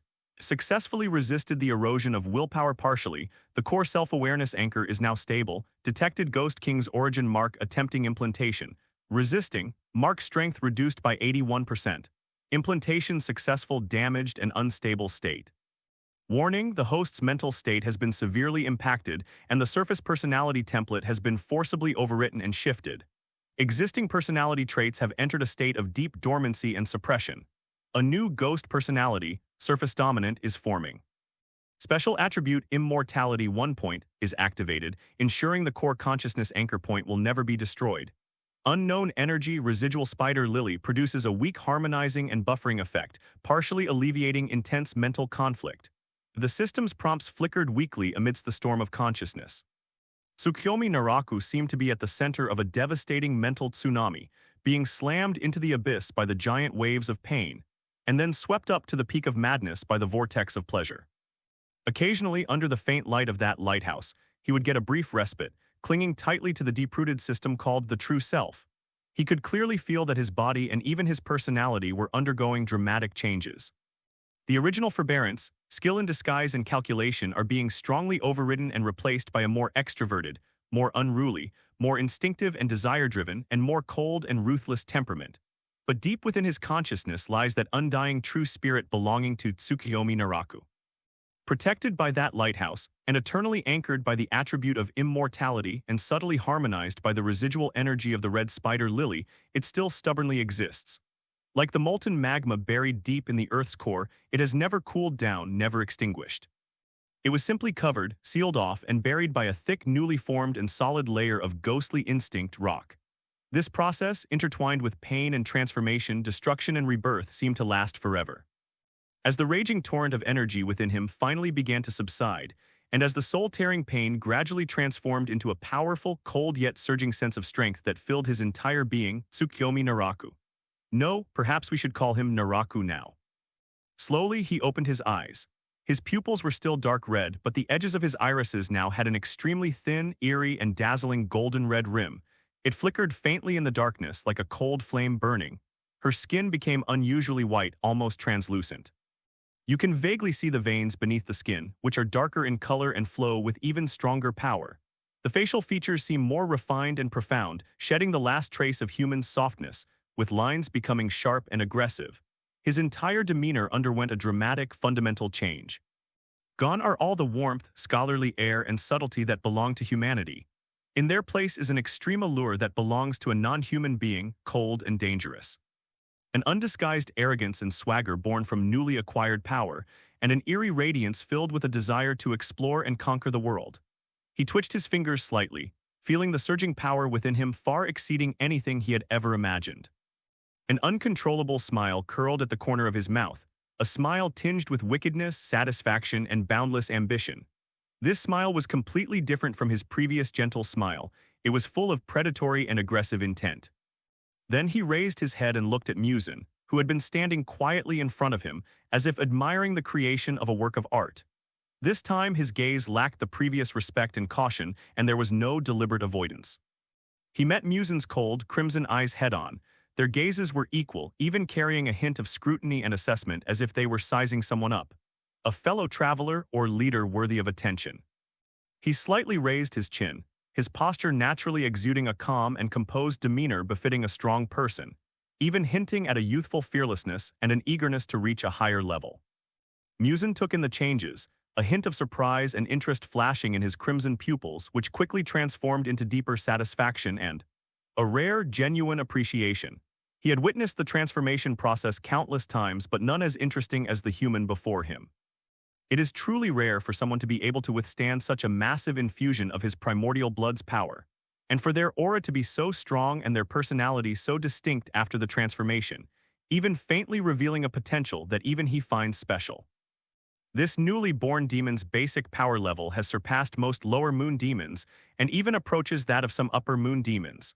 And this is only the first time it has received his blood. Moreover, he was very satisfied with that deep-seated desire for power and perfection, as well as that unique, almost philosophical understanding. This is not just a successful work of art, but more like an unpolished gem with astonishing potential. How do you feel?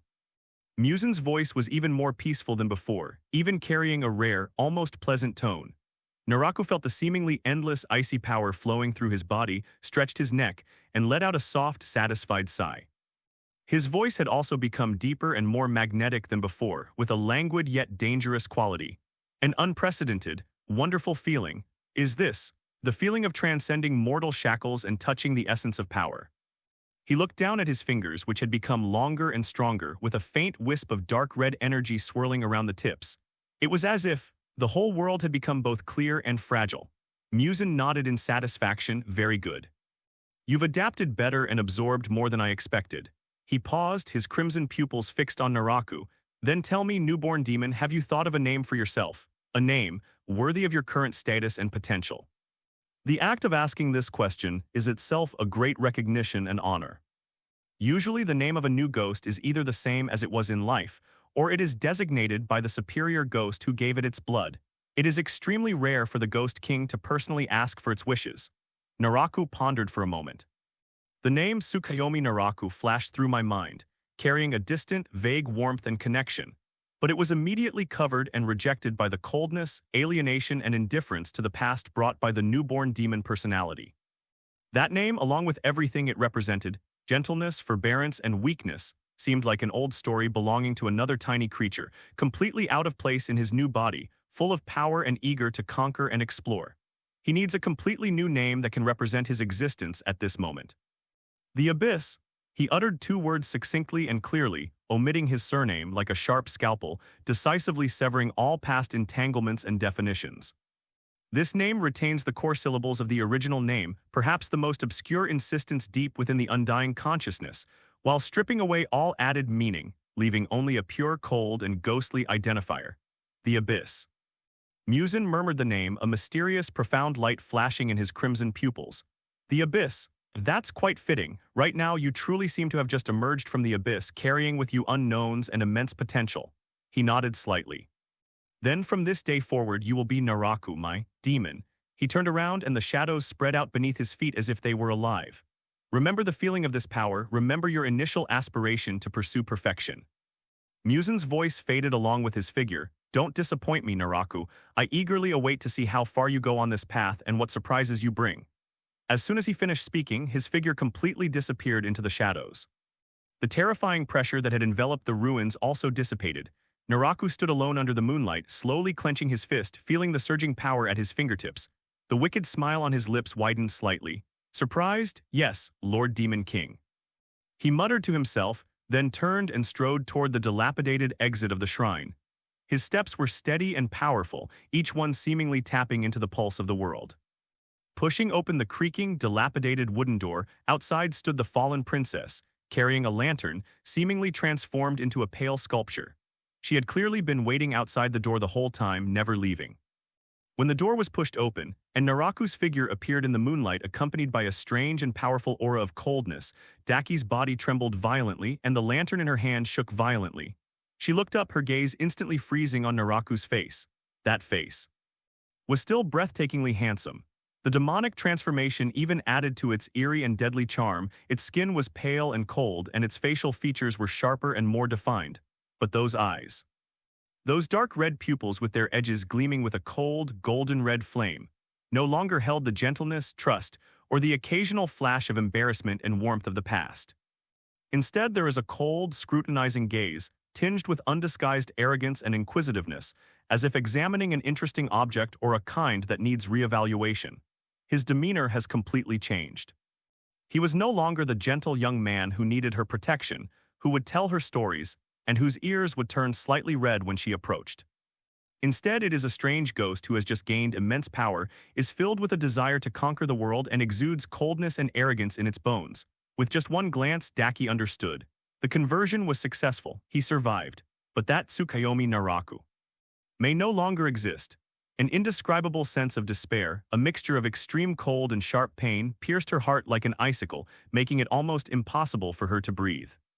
She seemed to watch as a firefly, which had given her a faint warmth and hope in the darkness, was completely swallowed up and assimilated by the even denser darkness, becoming a part of the darkness itself.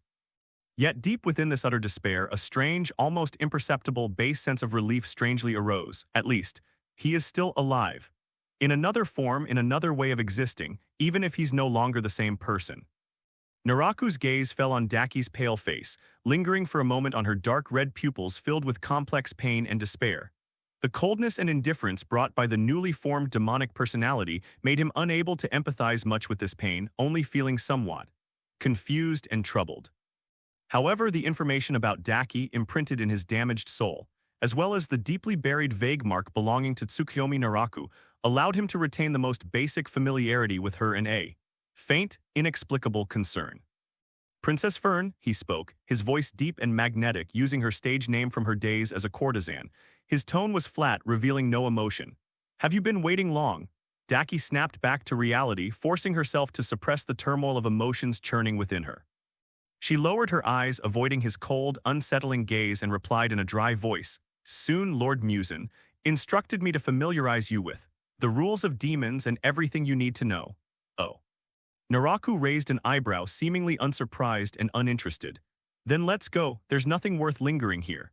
He took the lid, descending the broken steps of the shrine and heading towards the wider, night-shrouded wilderness outside. His steps were casual and unhurried, as if he were the master of this place. Daki stood there, watching his unfamiliar yet powerful back, her nails digging deep into her palms again, but she felt little pain. She took a deep breath, picked up the lantern, and silently followed him, always keeping a half-step behind. The moonlight cast their shadows on the overgrown path, one in front of the other, no longer side by side. A new life has been born, embarking on a cold and powerful unknown path. A heart plunges into an abyss, clinging to that budding yet withered, untimely heartbeat, struggling forward between despair and a bittersweet sense of relief. The night grew ever deeper. The road ahead is shrouded in mist.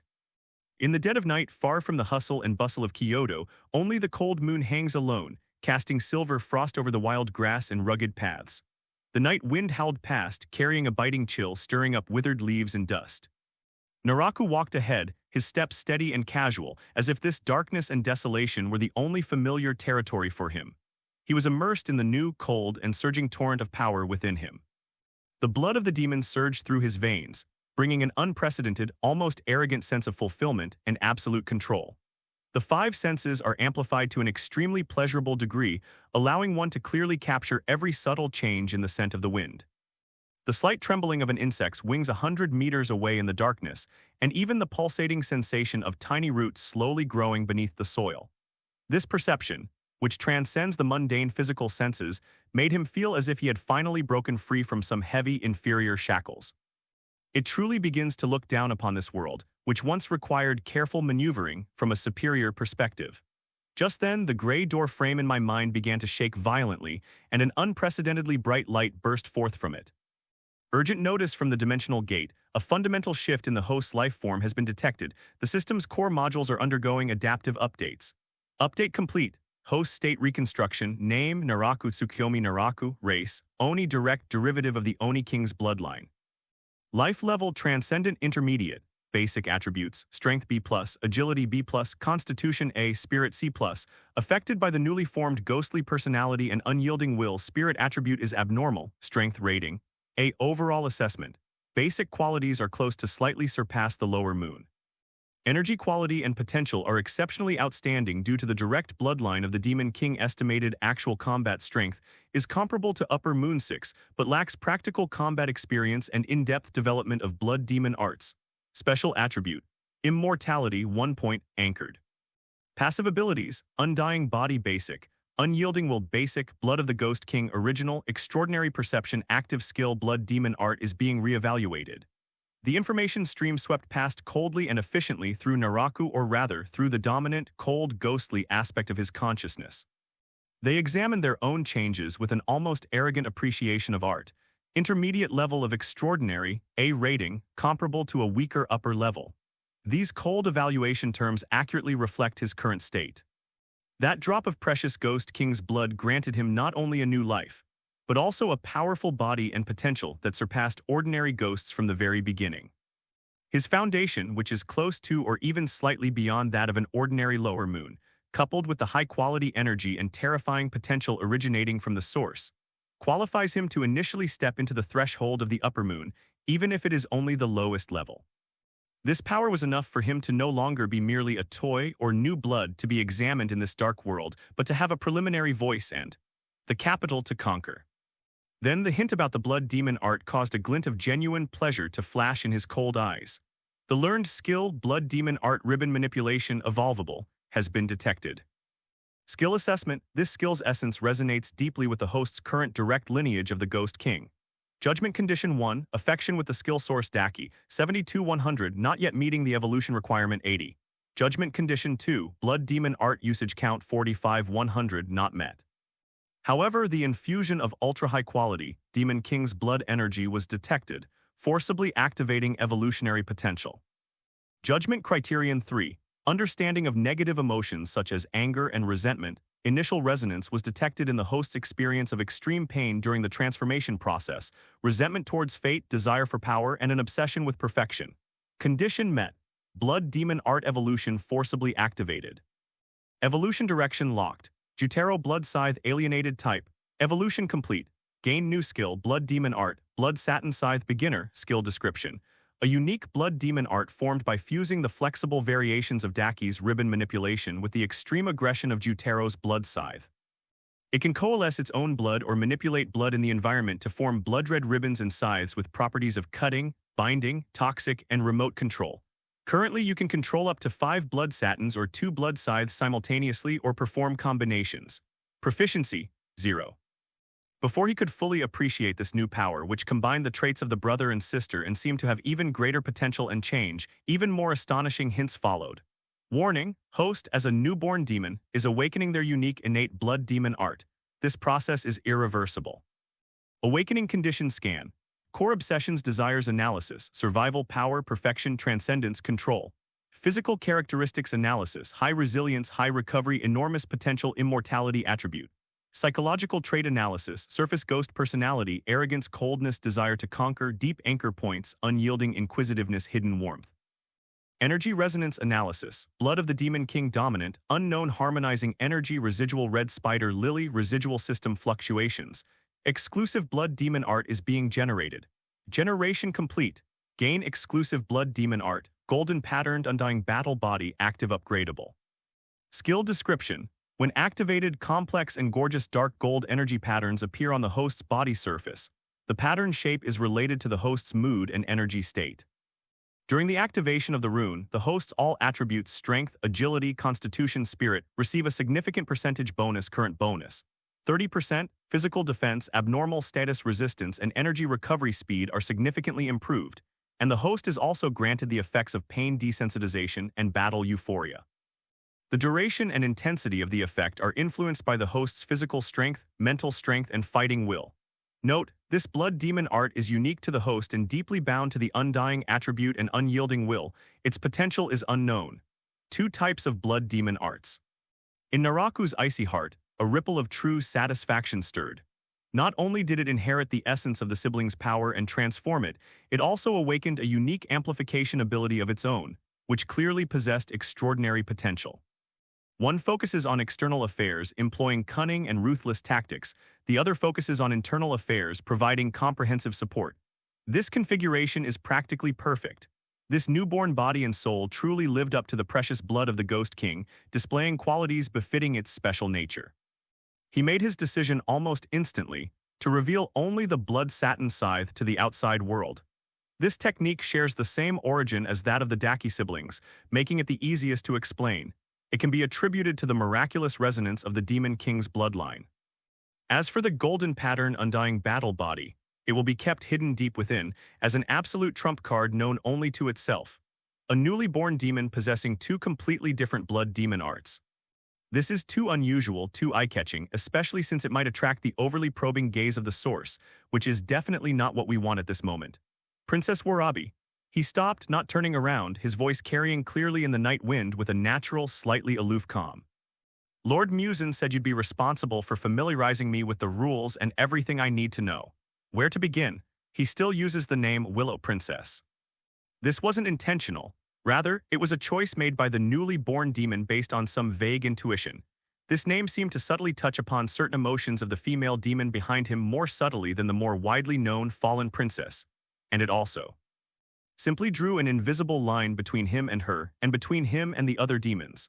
A cold and efficient form of segregation based on the reaffirmation of power and identity. Daki followed a few steps behind him, and upon hearing this, her body tensed almost imperceptibly for a moment. She forced herself to pull herself out of that chaotic, cold state of mind, took a deep breath of the air chilled by the night dew, and tried to make her voice sound as steady as if she were instructing a younger person. First, you need to understand the basic rules of ghosts. We are children of the night and sunlight is our absolute enemy. We will perish if we touch it. It needs to feed on human flesh and blood to maintain its existence and strength. The more abundant one's vital energy or the more special one's constitution, the better the effect. The Demon Slayer core is our irreconcilable enemy. They possess the art of breathing techniques and wield specially crafted Nichiren blades, capable of truly slaying us, severing our necks, or inflicting fatal wounds on our vital organs by their blades, all of which will lead to the severing of regeneration and eventual annihilation. She paused briefly, her tone growing more somber. Lord Musen is the source of all demons, the supreme ruler.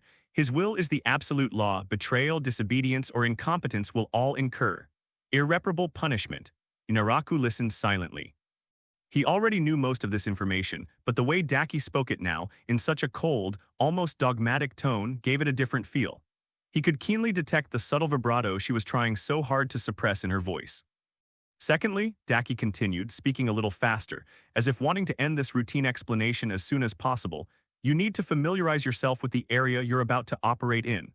Although Lord Musen hasn't explicitly defined it, I've always been responsible for overseeing Kyoto and its surrounding areas. You need to know the distribution of human settlements in this area, where you should be cautious and avoid, and any signs of potential recent activity by the Demon Slayer core. She took half a step forward, almost touching Naraku's shoulders but maintaining a barely perceptible distance, and pointed to the hazy shadows of Kyoto under the moonlight. Underground in Kyoto, we operate several bases to gather intelligence, handle blood offerings, and transmit messages. I will take you to a few important places later. In addition, Lord Musen has been searching for a legendary blue spider lily, which is believed to be related to overcoming the shortcomings of sunlight. All ghosts must pay attention to relevant clues, and once discovered, must be reported immediately. Blue spider lilies, Musen is indeed obsessed with this. Naraku remained indifferent, his face expressionless, merely nodding slightly. Understood. Then regarding the application of power, demon power especially, blood demon art, how should one master and refine it? This is what he's truly focused on right now. Mentioning blood demon arts, Daki's eyes flickered slightly, as if recalling some memories, and her tone subtly changed. Blood demon arts are unique abilities of demons, born from the blood bestowed by Lord Musen and the combination of our own obsessions and traits. Each demon's blood demon arts are unique, but those with the same bloodline may give rise to similar or related arts. To master blood demon arts, one must be intimately familiar with the flow of one's own power, understand the core of one's own characteristics, and then construct and control it. She raised one of her hands, and a wisp of crimson ribbon with sharp, blade-like edges silently appeared at her fingertips, twisting lightly as if it were alive, gleaming with a cold luster in the moonlight. Thus, sense the surging power within your blood, guide it forth, and give it the form and characteristics you desire. At first, you may need to concentrate and practice repeatedly. Once you've mastered it, you can control it as easily as moving your own arm, releasing it at will. Her demonstration was meticulous, even subtly hinting at a hope that she herself might not have fully grasped.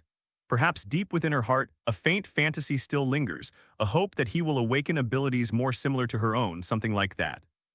At least a faint, fragile connection can still be maintained based on the shared origin of power. You try. Daki turned to Naraku, her dark red pupils reflecting his cold and unfamiliar features in the moonlight. Concentrate your mind, sense the newfound power within you, and imagine it flowing from your fingertips or any part of your body that feels comfortable coalescing into the form that resonates most deeply within your soul. It could be a weapon, an instrument, or anything you can understand and control. Naraku obeyed and closed his eyes. He meticulously controlled the power output of the blood satin scythe while completely suppressing any fluctuations in the golden pattern undying battle body. A few breaths later, he opened his eyes. Raise your right hand smoothly, palm facing upward. A strand of dark red viscous substance like freshly congealed blood quietly seeped from the palm of his hand. Unlike the delicate and sharp ribbons of Daki, it possesses a heavy, dangerous, and vibrant texture. The substance twisted and condensed in the air, but instead of forming the supple ribbon shape that Daki was familiar with, it stretched and shaped rapidly, its tip becoming curved and grotesque, forming a short, curved, and cruelly beautiful blood-red scythe blade. The scythe was not a solid metal object, but rather composed of thick, constantly flowing blood that was slightly steaming. Its edges shimmered with a chilling dark red light, emanating a rich, bloody aura and an extremely sharp, purely destructive will. However, at the end of the scythe, where it connects with Naraku's palm, several much thinner, lighter-colored, blood-red threads extend out, resembling those of a living snake. They are more characteristic of daughter ribbons, supple and flexible, as if they could be wrapped, bound, or manipulated at any time. The blood scythe and the blood satin were bound together in a strange yet harmonious way.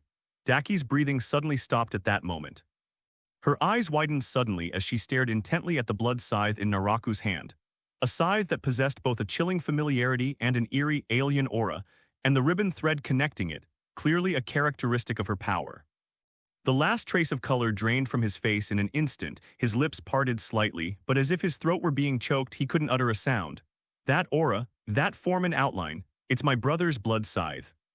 Absolutely right, that pure destructive urge and bloodthirst, but they were completely different. The brother's blood scythe was rougher, more violent, and filled with boundless resentment and destructive impulses. The weapon in Naraku's hand, while equally aggressive, seemed to possess a greater degree of precision in its control and potential for variation even. It subtly blends into the graceful qualities she wields with her ribbons. Furthermore, why the blood scythe? Was what he awakened something more aligned with her faction, or some entirely new ability unique to him? And why is it that she also has an older brother, and yet his features are so strangely combined with hers? This discovery, like an ice cold awl, pierced deep into the already cold and despairing depths of her heart, stirring not ripples, but a chilling current and a deeper, indescribable, complex pain. This means that not only has his form become a ghost, and his temperament become cold and unfamiliar, but even the power he has gained is deeply imprinted with the traces of him and his sister, yet it has also fused and transformed in a way she cannot understand, as if silently proclaiming some deeper, more inseparable connection and change. He truly, completely transformed into one of them, flowing with cold blood, driven by dark desires. Perhaps because of that special drop of Ghost King's blood, they became even more abnormal and elusive than them. Naraku seemed unconcerned by Daki's intense, almost uncontrollable reaction. Or rather, his outwardly cold and arrogant demonic nature made him lack the interest to delve deeper into the emotional fluctuations of others. He merely swung the blood scythe in his hand with a hint of scrutiny, feeling its heavy weight and unparalleled sharpness, as well as the dexterity with which the few blood-red silk threads moved like fingers and arms, combining flexible restraint with extreme sharpness. He murmured, a faint, sinister smile curving his lips as if appraising a newly acquired weapon. Versatile, integrating offense and defense. Feels good, a very practical ability. These words, though seemingly light, were like the last straw that broke the camel's back, utterly crushing the fragile hopes that had already been teetering on the brink of collapse in Daki's heart. She turned around abruptly, her back to Naraku, her shoulders trembling almost imperceptibly for a moment. The night breeze lifted her long, tied-up hair, revealing her neck, which appeared unusually pale and taut in the moonlight. With extreme difficulty, she squeezed out a few dry syllables from her throat, which seemed to have been roughened by sand and gravel. You grasped it very quickly. Next, I'll take you to see the stronghold. Without another word, she hastily picked up the lantern whose light was already swaying, and almost as if fleeing, quickened her pace toward the even deeper darkness ahead. His steps lost their previous steady pace and appeared somewhat disordered. Naraku watched her retreating figure, which seemed to be in a hurry to escape something. The eerie blood scythe in his hand silently turned into a cloud of dark red blood mist and dissipated in the night wind. The cold, inquisitive light in his eyes flickered slightly. Deep within his consciousness, the faint imprint belonging to Tsukuyomi Naraku, tightly covered and sealed by thick layers of rock, seemed to sense some extremely distant yet incredibly sharp pain. But this feeling, like a shooting star streaking across the deepest night sky, was instantly covered by the vast, boundless, cold indifference of the newly born demonic personality, leaving no trace. He started walking and followed at a leisurely pace. The cold moonlight cast long shadows of the two people on the desolate path, one in front of the other, as if there was no longer any possibility of them walking side by side. One embarks on a path paved with cold power and arrogant nature, leading to an unknown peak, with only a pure desire in their heart for perfection and strength. A heart sinks into the abyss of eternal night, guarding that untimely throbbing that had just sprouted but was frozen and withered, trudging alone amidst the tearing between despair and a humble sense of relief. The night, thick as ink, swallowed all sound and the path ahead. Naraku followed behind Daki, his gaze seemingly casually sweeping over the desolate night. In reality, most of their attention was focused on the crimson figure walking briskly ahead. A night breeze blew by, stirring her tied ponytail and the hem of her simple, fitted outfit, outlining her slender yet powerful waistline. She walked very fast, seemingly trying to create distance or escape the suffocating atmosphere behind her. However, this gave her steps an unusual rhythm. Her waist swayed naturally with her steps, causing the rounded and full curves of her body, wrapped in dark purple fabric, to trace subtle and alluring arcs in the shadows under the moonlight. Naraku's gaze initially fell casually on her back. But as she quickened her pace, that curve became increasingly noticeable in his field of vision. His cold mind was originally filled with an assessment of power and an examination of the new environment. However, for some reason, that curve that swayed rhythmically with his steps seemed to possess some strange magic, firmly attracting his gaze. He tried to look away to sense the distant hooting of owls, to count the insects flitting through the weeds. I even tried to recall the cold, hard data on the system panel. But it was no use. As soon as his gaze returned to the figure in front of him, he would involuntarily, as if drawn by a magnet, slide towards that swaying arc. This feels very unfamiliar. It's not desire, or at least not entirely that kind of low-level biological instinct. More like appreciation, or rather it is a purely visual attraction based on a deeper, more subtle blend of familiarity and possessiveness. This newly formed, cold, and powerful demonic body does not seem to have completely abandoned certain stubborn aesthetic preferences belonging to the past. In fact, having shed the moral constraints and emotional repression of its human past, it has become more direct and less ostentatious. This realization gave him a subtle, almost unpleasant sense of irritation. He abhorred anything uncontrolled, especially influences stemming from the past. But at this moment, the image of that arc swaying in the moonlight and shadow strangely brought him a kind of almost pleasant visual stimulation. To distract himself from this inexplicable and uncontrollable attention, and to quickly familiarize himself with his newly acquired power, Naraku quietly raised his left hand, palm up, and with a slight thought. A thin, dark red line of blood, slightly thicker than a hair, seeped from the palm of his hand. It did not coalesce into the previous ferocious blood scythe, but under his precise control it quickly twisted and shaped, transforming into a tiny, exquisite blood-red scythe only an inch long. The miniature scythe hovered above his palm, and guided by his will, it began to slowly and steadily rotate, twirl, and make various subtle cutting and swirling movements. Blood Demon Spell, Blood Satin Scythe Proficiency +1, Blood Demon Spell, Blood Satin Scythe Proficiency +1. Blood Demon Spell, Blood Satin Scythe Proficiency +1. The system notification pulsed at a steady frequency deep within his consciousness. He did not engage in large-scale, energy-consuming drills. He simply manipulated this miniature form with extreme precision, honing his most subtle control over power. This will both improve proficiency and be discreet enough not to attract too much attention from the princess in front. She seemed lost in her own thoughts, her steps hurried.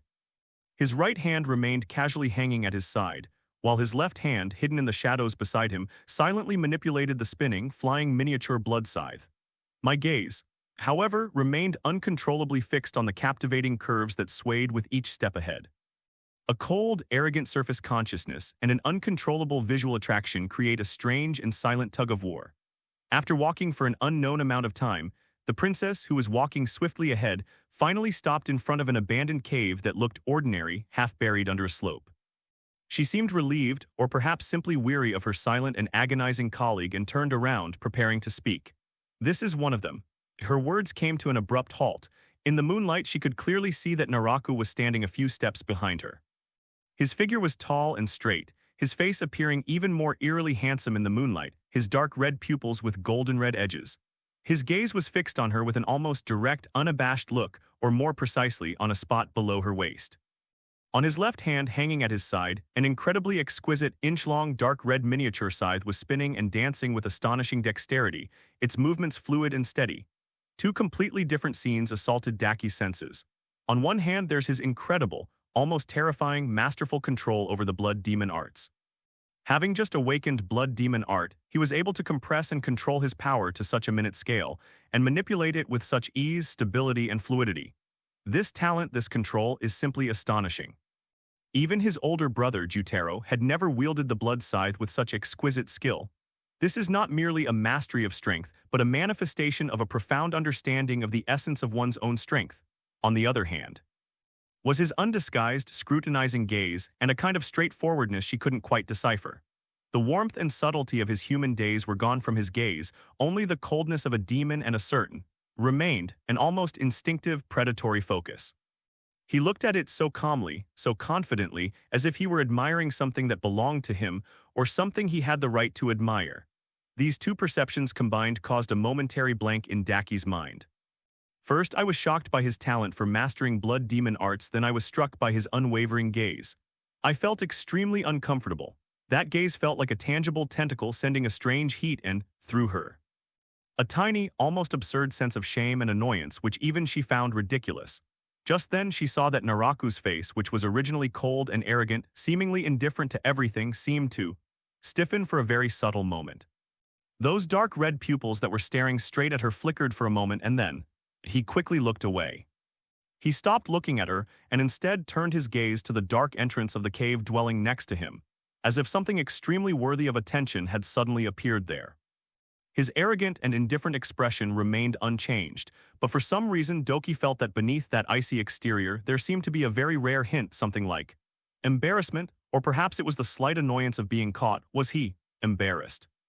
Because she noticed him staring at her. This thought made Daki chuckle to herself. His gaze was so direct and aggressive just now, so why did it seem to her as if she had been caught doing something inappropriate? This reaction, in stark contrast to his current cold, arrogant, and seemingly all-powerful demeanor, created an eerie contrast. At that moment, Naraku did indeed feel a very slight yet sharp sense of annoyance. He was so engrossed in the subtle visual attraction and the flow state of controlling the blood demon art that he was caught off guard when she turned around and caught him red-handed. What annoyed him even more was that he had subconsciously looked away because she had noticed him. Did I even feel a slight, almost imperceptible awkwardness? This is utterly absurd. He has just gained immense power and his potential has been recognized by Musen, making him a newly born demon comparable to the upper moons. He should be fearless, arrogant, and do whatever he pleases. Why feel uncomfortable about being caught looking at a woman, a female ghost who was once his master, and is now considered a colleague? Is it because this gaze itself subtly touches upon certain deeply buried, obscure emotions from the Tsukuyomi Naraku era, emotions that have never been clarified and have never dared to be explored? Those faint yet persistent stirrings and attraction from human times, based on appearance and interaction, did not completely disappear with the transformation. Instead, because of the coldness and extremes of the demonic personality, they were stripped of their warmth and hesitation, leaving only a more primal, more direct visual and possessive impulse. Or is it because deep down, he still retains a trace of the instinctive resistance to rudeness and awkwardness that belongs to human Tsukuyomi Naraku? Even if the surface consciousness is arrogant and cold, certain deep-rooted social instincts still seem to stubbornly exert a weak influence. This uncontrollable instinct and lingering influence made him feel offensive and annoyed. He had initially thought he was fearless, but now he realized he might not be afraid of the Demon Slayer Corps or of battle. But he seemed a little afraid of this uncontrollable, subtle emotional entanglement stemming from the past, the kind of emotion called embarrassment or humiliation. It was infuriating. From now on, the two of us will be responsible for guarding and patrolling the several outposts in this area. Daki's voice rang out, interrupting his inner rage. Her tone had returned to calm, even more businesslike than before, as if the subtle eye contact and awkwardness had never happened. Lord Musen's meaning is that I will first familiarize you with the affairs you will need to handle after becoming a demon, your way of survival, and the use of your power. Once you are fully adapted, and based on your personal achievements or demonstrated strength, we will then consider whether to assign you an independent base and a corresponding position. Naraku then completely calmed his mind and silently dispersed the flying miniature blood scythe. He turned his head and looked at Daki again, his gaze returning to its previous coldness and calmness, as if the momentary shift in his gaze had been merely an illusion. "Okay," he replied simply, his voice low and emotionless. Under the moonlight, the two stood facing each other, one with a complex and unreadable expression, trying hard to maintain a calm and aloof demeanor. One had a cold and arrogant expression, but deep down, a trace of self-loathing and annoyance lingered from his earlier uncontrolled loss of composure. The abandoned cave dwellings had dark entrances, like silent, gaping maws. And between them, the invisible barrier formed by power, identity, past emotions, and new desires seemed to have been widened by several subtle and indescribable cracks. After Daki finished speaking about the official business concerning the base and subsequent arrangements, the air seemed to freeze for a moment. Moonlight filtered through the sparse branches, casting dappled shadows on her cool and delicate profile. She lowered her eyes slightly as if considering something, her long, thick eyelashes trembling gently. "You're free to do as you please during this time." She finally spoke again, her voice even lower than before, as for accommodation. She paused as if even this simple decision required effort, her fingertips unconsciously curling slightly. "You can stay in your old room." After speaking, she raised her eyelids, her gaze quickly sweeping across Naraku's face, seemingly trying to catch a glimpse of his reaction in his cold expression, or perhaps just to confirm that he had heard her. Deep within those dark red pupils, besides the calm she was trying so hard to maintain, lay a barely perceptible, almost obstinate persistence that even she herself might not fully understand. Allowing him to continue living in that room is like stubbornly preserving a tiny piece of evidence related to the past, even if that past has been completely altered. Perhaps in some corner of her heart there still lingers a faint hope, a hope that she herself dares not even contemplate. "I hope that the faint aura of Tsukuyomi Naraku remaining in that room can, like a spider's web, somewhat entangle this completely unfamiliar being before me." Naraku simply nodded expressionlessly and replied curtly. Having received this bland and unresponsive reply, Daki seemed to have nothing more to say. She gave him one last look, her gaze complex and unfathomable, containing inquiry, estrangement, weariness, and perhaps even a faint, lingering flame that she herself was not fully aware of, refusing to be completely extinguished. Then she turned around, preparing to leave the entrance of the abandoned cave dwelling, an atmosphere filled with awkwardness and silence. "Usually," Naraku's voice suddenly rang out behind her, not loud but clearly piercing the silence. "What do you usually do?" Daki stopped in her tracks. Somewhat surprised, she slowly turned around and looked at Naraku, who was still standing in the same spot, but whose gaze seemed to be fixed on some distant point in the void. Why did he ask that? Was it just a routine way of getting to know his colleague? Or was it some kind of unconscious act, perhaps even one he himself was unaware of, an attempt to find common ground or a sense of familiarity? This thought caused her dormant, icy heart to ripple slightly, almost uncontrollably. She paused for a moment before replying in a flat, almost factual tone, like, "I mentioned before, playing the piano or handling some business." She omitted the bloody and cruel parts, only mentioning two of the most insignificant activities, even those that carried a hint of the past human life. After she finished speaking, she gazed at him quietly, waiting for his reaction, the slight unease in her heart turning into cautious observation. Naraku remained silent and did not respond. His handsome, otherworldly profile, sculpted like cold jade in the moonlight, revealed no emotional fluctuations. It was as if that abrupt question was just something he blurted out casually, or perhaps even he himself felt it was meaningless after asking it. The silence allowed the turmoil in Daki's heart to gradually subside, and she sank back into the cold lake. So, was she overthinking it?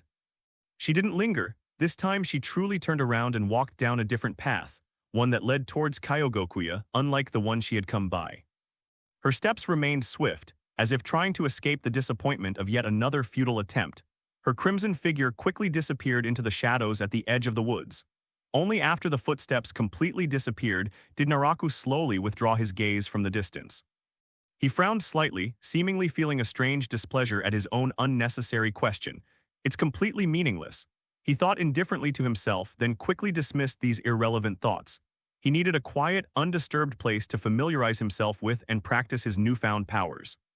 He looked around and finally chose a relatively open clearing in the woods where the moonlight could illuminate it clearly. There were several heavily weathered boulders at the edge of the open space, which would be perfect targets for practice. He walked to the center of the open space and stood still for a moment. Then he raised his hands. Dark red blood gushed from his palms, quickly coagulating, stretching, and shaping. In his left hand, a blood-red scythe, similar in form to the previous one but with more solid details and a more ferocious curve, instantly took shape, its blade gleaming with a chilling dark red light. On his right hand, several thicker, sharp-edged, blood-red ribbons emerged, twisting and turning like venomous snakes poised to strike. Blood Demon Spell, Blood Satin Scythe Proficiency +2, Blood Demon Spell Blood Satin Scythe Proficiency +2. He began the rehearsal. The blood scythe in his left hand slashed, cut, spun, and flicked.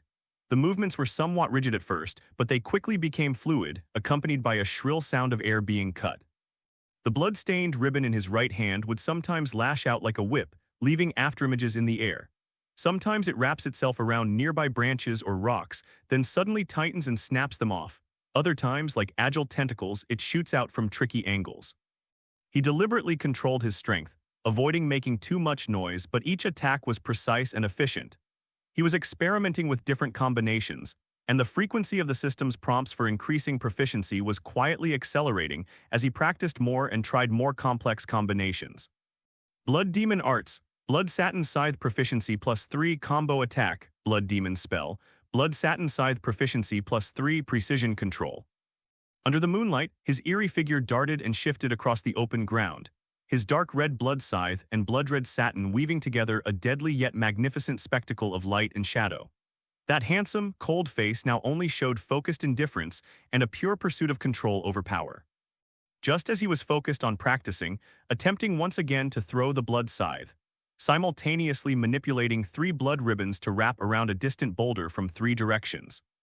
Out of the corner of his eye, he inadvertently caught sight of a figure appearing on a thick branch of a tall, ancient tree extending horizontally from the edge of the open space. It's Daki. She didn't leave, or rather, she left and then came back. At this moment, she was sitting sideways on a branch several feet off the ground, leaning against the trunk, one leg bent and the other hanging down casually. She changed back into the loose-fitting, smoky-colored kimono, her long hair flowing freely, the moonlight dappling her. She rested one hand casually on her bent knee, while the other hand propped up her chin. Her dark red pupils watched him practice quietly and attentively. Naraku paused almost imperceptibly. The blood scythe, which flew from his hand, precisely shattered a corner of the boulder, and 3 blood ribbons firmly bound their target. However, his control over the release of power was slightly delayed due to this unexpected glance. This minor mistake caused him a slight displeasure. But he quickly recovered, as if nothing had happened, and continued with the next round of practice. However, he could no longer concentrate as fully as before. He could clearly feel that gaze from above, always following him like a shadow. It wasn't the kind of direct, inexplicably irritating stare he'd felt before, but rather a calmer gaze tinged with scrutiny and observation. Daki was indeed looking at him. After leaving, she did not return directly to Kyogokuya. The complex emotions in his heart did not subside. On the contrary, they became even more chaotic because of the brief, unproductive conversation and Naraku's seemingly indifferent reaction. That cold, unfamiliar, and strangely powerful newborn ghost constantly collides and tears apart with the warm and gentle human figure from his memories. She involuntarily turned back, hiding in the shadows of the trees, and watched him walk alone into the clearing and begin to practice intently. Watching him unleash his power, watching his rapid progress, watching the cold, focused expression on his face that seemed to have been completely stripped of all emotion. Daki's heart still ached, but this time a clearer understanding, accompanied by that stinging pain, gradually took shape in her mind. Just now, at the entrance of the cave dwelling, he averted his gaze instantly when she turned around, seemingly even appearing awkward. He now appears to be completely focused, but his own persistent gaze is clearly affecting him, as evidenced by his minor mistake just now, and he seems to be displeased by it, deliberately adjusting and ignoring it. What are these subtle reactions and fluctuations that are so different from his current cold and arrogant exterior? If he has completely become a cold-blooded demon, like most other demons, following only instinct and Musen's will, then why does he still have subtle emotions like being caught red-handed or being distracted and displeased by being watched? These emotions are clearly closer to the reactions of a human. A single thought, like a faint spark streaking across the darkness, suddenly ignited the heart of Daki, which had been sinking into an icy lake. His feelings may not have completely disappeared. At least, it wasn't completely erased or stripped away as he portrayed it. Those faint but real feelings that belonged to Tsukuyomi Naraku, those habits and reaction patterns from her human past, may not have been completely devoured by the blood of the Demon King and the newly born demon personality. They were simply deeply and forcibly suppressed, covered beneath that cold and arrogant shell like an undercurrent frozen by a thick layer of ice, but in certain unintentional moments they would still stubbornly reveal a slight ripple. The awkwardness just now, the subtle distraction due to being watched. These are all signs of undercurrents surging beneath the surface. This realization caused the faint flame of hope that was almost extinguished in Daki's heart to flicker violently. Although it was still faint, it was no longer just a mere illusion, but had a trace of evidence that could be observed and verified. She looked down at Naraku on the open ground, who seemed to be trying to dispel the influence of her gaze with more intense and focused practice. She watched his occasional slight stiffness or deliberate intensification of a certain movement due to her persistent stare. In Daki's heart, there was no longer pure pain and despair. A more complex and profound emotion began to permeate the air. He's still there. The Tsukuyomi Naraku who would tell her stories feel embarrassed when she got close and look at her with gentle eyes. His core might still be there, just forcibly frozen. The idea sent a shiver of tension through her, even a hint of fear, if even this last glimmer of hope was an illusion. But at the same time, a more stubborn, almost obsessive determination began to grow in her cold heart. She sat quietly on the branch, her gaze focused and calm, no longer a despairing stare, but one filled with a rekindled, cautious inquiry and hope, watching the eerie figure dancing in the moonlight and blood-red light below.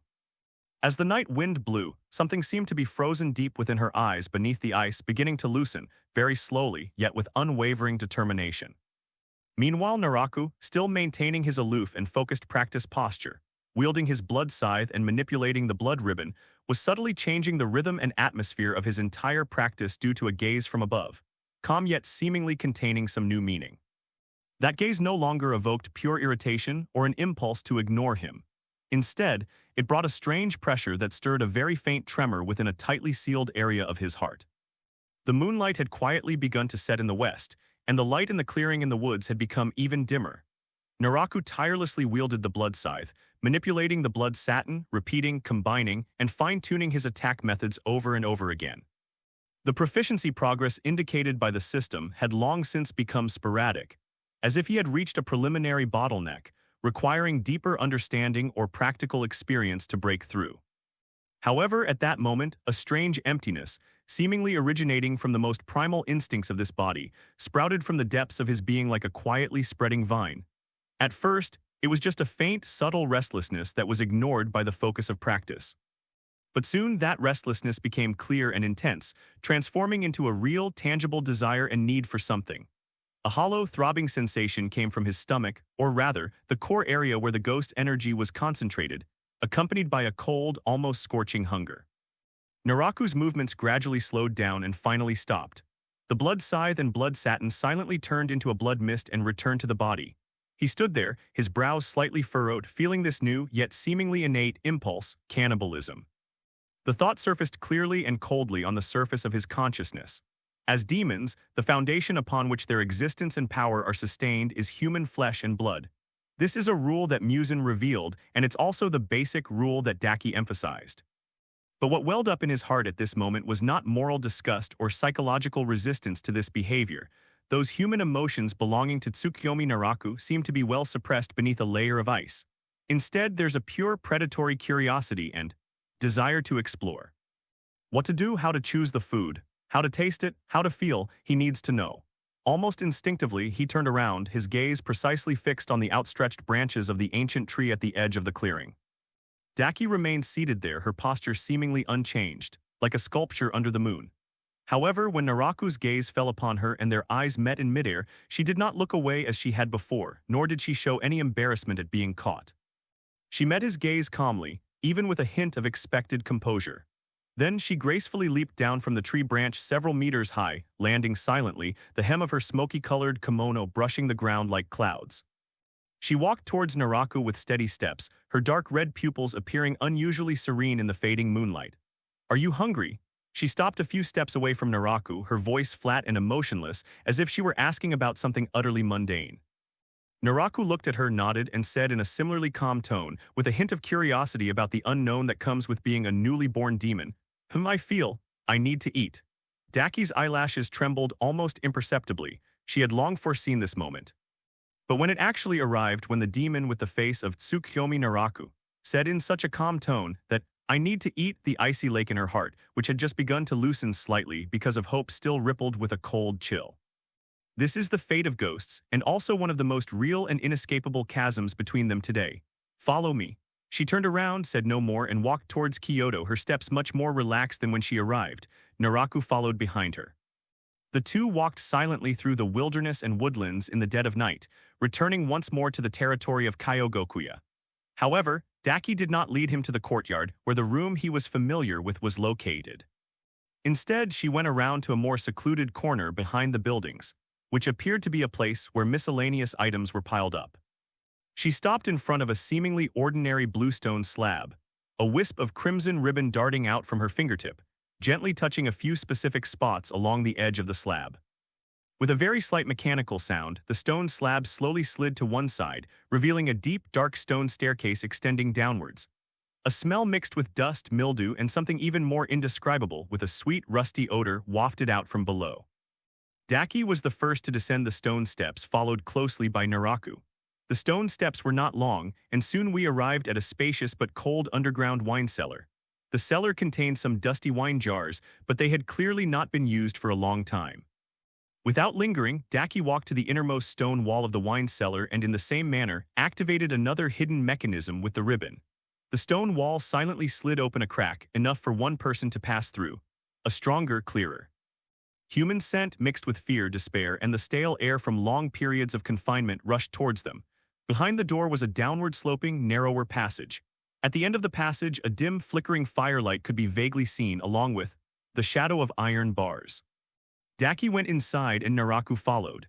The passage quickly came to a close, and a bright, open space opened up before us, a smaller underground space than the wine cellar above, but with a similar structure. The difference is that this place is divided into several cages of different sizes by thick iron bars. A dim oil lamp hung on the wall, barely illuminating the gloomy dungeon. People are imprisoned in the cage. They were all young women. Most of them were dressed in rags, looked haggard, and huddled in the corner of the haystack with empty or numb eyes. Some bore scars, some new, some old, while others remained relatively intact. Without exception, they all exuded an aura of desolation, a result of prolonged imprisonment, devoid of all life and hope. The air was thick with the stench of excrement, blood, and utter despair. Naraku's gaze slowly swept over the cages, over the faces of the women, some terrified, some numb, and some devoid of any expression. The hunger within him became clearer and more urgent, as if urging him to hunt. However, at the same time, an extremely faint yet unusually sharp sense of discomfort, like a fine thorn deep beneath the ice, quietly pricked him. That wasn't moral condemnation, it was more like a kind of. It stems from a subtle cognitive conflict between past visual memory and present hunting instinct. The scene before him felt strangely disconnected from the image of Willow Princess.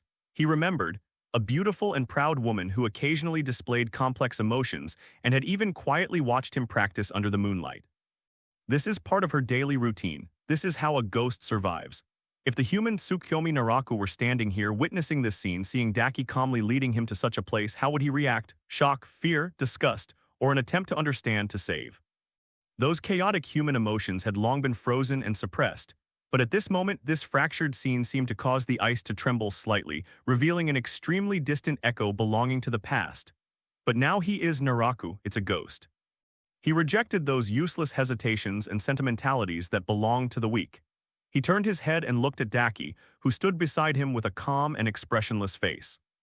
Even in the dim yellow oil lamplight, her profile was breathtakingly beautiful, yet as cold as the stone walls of the dungeon. "These," Naraku began, his voice unusually clear in the silent dungeon, carrying a pure, almost academic curiosity as he asked directly, "Are they your food?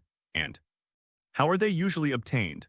He paused, his gaze sweeping across the cages again, adding a detail he had observed. And why are they all women? When Daki's body stiffened almost imperceptibly for a moment upon hearing his blunt, even probing question, how do I obtain it? Leading another ghost to one's granary to display this bloody reality is something that should be common among ghosts, even carrying a certain sense of sharing. But for some reason, when the object of her affection was Naraku, she felt an unprecedented sense of unease and awkwardness. Especially his cold, focused eyes fixed on her, awaiting her answer, as if observing how she would execute this most basic demonic instinct. She had never shown this side of herself to him. Or rather, subconsciously, she was always trying to avoid letting him see her ruthless side as a predator, even though he's a ghost now. She heard her own voice, drier than usual, usually only blood is used. The essence and energy contained in fresh blood are enough to sustain my existence and ward off hunger. She avoided the more direct term cannibalism and chose taking blood, as if this would make the act seem less bloody and barbaric. Only those low-level ghosts with weak power and poor control need to devour large amounts of flesh and blood to fill their emptiness. She explained, her gaze not falling on the numb women in the cages, but on the dimly lit ground. As for why they are all women. She paused, seemingly finding it difficult to speak, but finally said in an almost objective tone, I find men dirty. Her voice was soft, yet carried a deep-seated icy disgust, as if merely mentioning it made her uncomfortable. Naraku understood. It was probably because of her experiences during her human life. Her past experiences of being bullied and trampled upon instilled in her a deep-seated aversion and disgust towards men. Therefore, even when it comes to food, she only chooses women. So, for her to accept me, this male ghost, and even for the unintentional protection and complex emotions I've received from her before. Perhaps it really is some kind of luck. The idea gave him a sense of absurd amusement. At the same time, he was also surprised by Daki's statement that only blood will be used. So upper moon demons, or rather powerful demons, have such refined and economical needs for food. They only need energy from their blood. That's useful information. Although I am a newborn, my strength is assessed as being close to that of an upper moon. Perhaps I could try consuming only blood. After all, directly tearing flesh and blood seems not elegant enough and too wasteful and primitive, I see. Naraku nodded, indicating his understanding. His gaze then fell back on the cage, hunger urging him to make his first attempt. Then, I'll give it a try. He did not wait for Daki's further guidance or demonstration, but went straight to one of the cages. His gaze swept over the several huddled women, finally settling on a young woman whose face was relatively pretty. Although she was equally haggard and numb, there seemed to be a faint glimmer of light still remaining in the depths of her eyes. She huddled in the corner, hugging her knees, and looked slightly cleaner and complete than the other women. She's the one. It looks more pleasing to the eye. As Daki watched his choice as he walked towards the cage, her brow furrowed almost imperceptibly. But she didn't stop her. She simply stepped forward silently and easily opened the not-so-sturdy iron lock on the cage with a ribbon. Naraku walked into the cage. The woman seemed to sense a new danger approaching. She flinched, lowered her head even further, but did not scream or try to run away, as if she had already resigned herself to her fate. Some of the other women in the dungeon glanced up briefly before quickly lowering their heads again, while most remained completely unresponsive. Naraku walked up to the woman and knelt down. He reached out his cold hand and easily grasped her slender neck, lifting her face and forcing her to look at him. The woman's eyes were vacant, reflecting Naraku's eerily handsome yet icy face. Her pupils dilated slightly, revealing only a deathly numbness and resignation with little struggle or fear. This reaction instantly extinguished most of the slight interest and expectation that had just arisen in Naraku's heart, the kind that belonged to a predator. Boring, it's like fiddling with a lifeless doll. Without further hesitation, he lowered his head and opened his mouth to bite the woman's fair and delicate neck. In his memory, weren't vampires or monsters in many stories always biting the neck? That place was rich in blood vessels, so he should be able to get blood the fastest, etc. Daki's voice suddenly rang out, carrying a hint of barely perceptible urgency. Naraku paused, looked up, and stared at her in confusion. Daki walked over, her dark red pupils sweeping over the woman's numb face before turning to Naraku. Her tone returned to calm, yet carried a lecturing quality. Bite her carotid artery directly, she'll bleed to death quickly. You only need to collect some blood, avoiding major blood vessels. Use your strength to guide the blood out from her arm or another non-lethal spot. That way you can use it again next time. She paused, then added, that's such a waste. Waste? Naraku was taken aback. Then it dawned on me, yes, for ghosts that need a long-term stable food source, killing off their food reserves all at once is indeed an inefficient and wasteful act. Using only a portion of the blood to keep the food alive and sustainable, this is a more economical and rational approach. My earlier thoughts were somewhat presumptuous, influenced by those stories. Understood. He released his grip on the woman's neck and instead grasped her slender arm, which was covered in dirt and small scars. He pondered for a moment, then flickered his fingertips with dark red energy, creating a small, shallow cut on the inside of her forearm. Dark red, warm human blood instantly seeped from that tiny wound. Naraku lowered his head and approached the wound. Without hesitation, he opened his mouth and began to suck. The warm liquid, with a sweet metallic taste reminiscent of rust, flowed down his throat and into his body. That cold, burning hunger, like parched land being watered, began to be quickly and truly soothed and filled. The life energy and essence contained in his blood transformed into a kind of cold warmth, nourishing his demonic body and bringing a sense of satisfaction and abundant power. This is what it feels like to eat, a ritual belonging to ghosts used to maintain their existence. He sucked intently, feeling the changes in energy within his body, assessing how much he needed to completely dispel his hunger. The system seemed to offer no indication of this basic physiological behavior, but his instincts told him that it was about time. Behind him, Daki watched this scene silently. Watching Naraku choose the woman who stood out among the others, whose beauty even retained a glimmer of light in her eyes, watching him lower his head in an almost intimate manner, sucking the blood from the woman's arm, watching the woman after the initial stinging pain. Find that the pain is not severe, and even the slight dizziness and cold touch caused by blood loss cause a very faint, almost confused fluctuation to appear in her originally numb and empty eyes. Here, the experience of being eaten by demons is often accompanied by extreme pain, fear, and even being torn apart and devoured. She seems to have never experienced, or rather hasn't experienced, such a gentle method of taking only a small amount of blood. Only Daki occasionally eats in this economical way. This contrast seemed to have stirred a tiny pebble into the woman's lifeless heart. However, this scene made Daki feel inexplicably uncomfortable.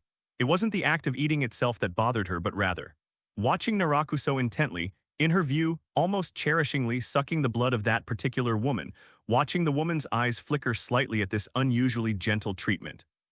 The tiny flame of hope that had ignited in Daki's heart flickered uncertainly, as if blown by a cold wind while a faint.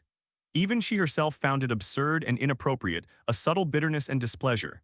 It was as if her unique object of observation and place of hope was forming a brief but significant connection with another being, even if it was as food in a way she had never anticipated. She looked away, no longer watching Naraku suck blood, nor the woman whose eyes flickered slightly.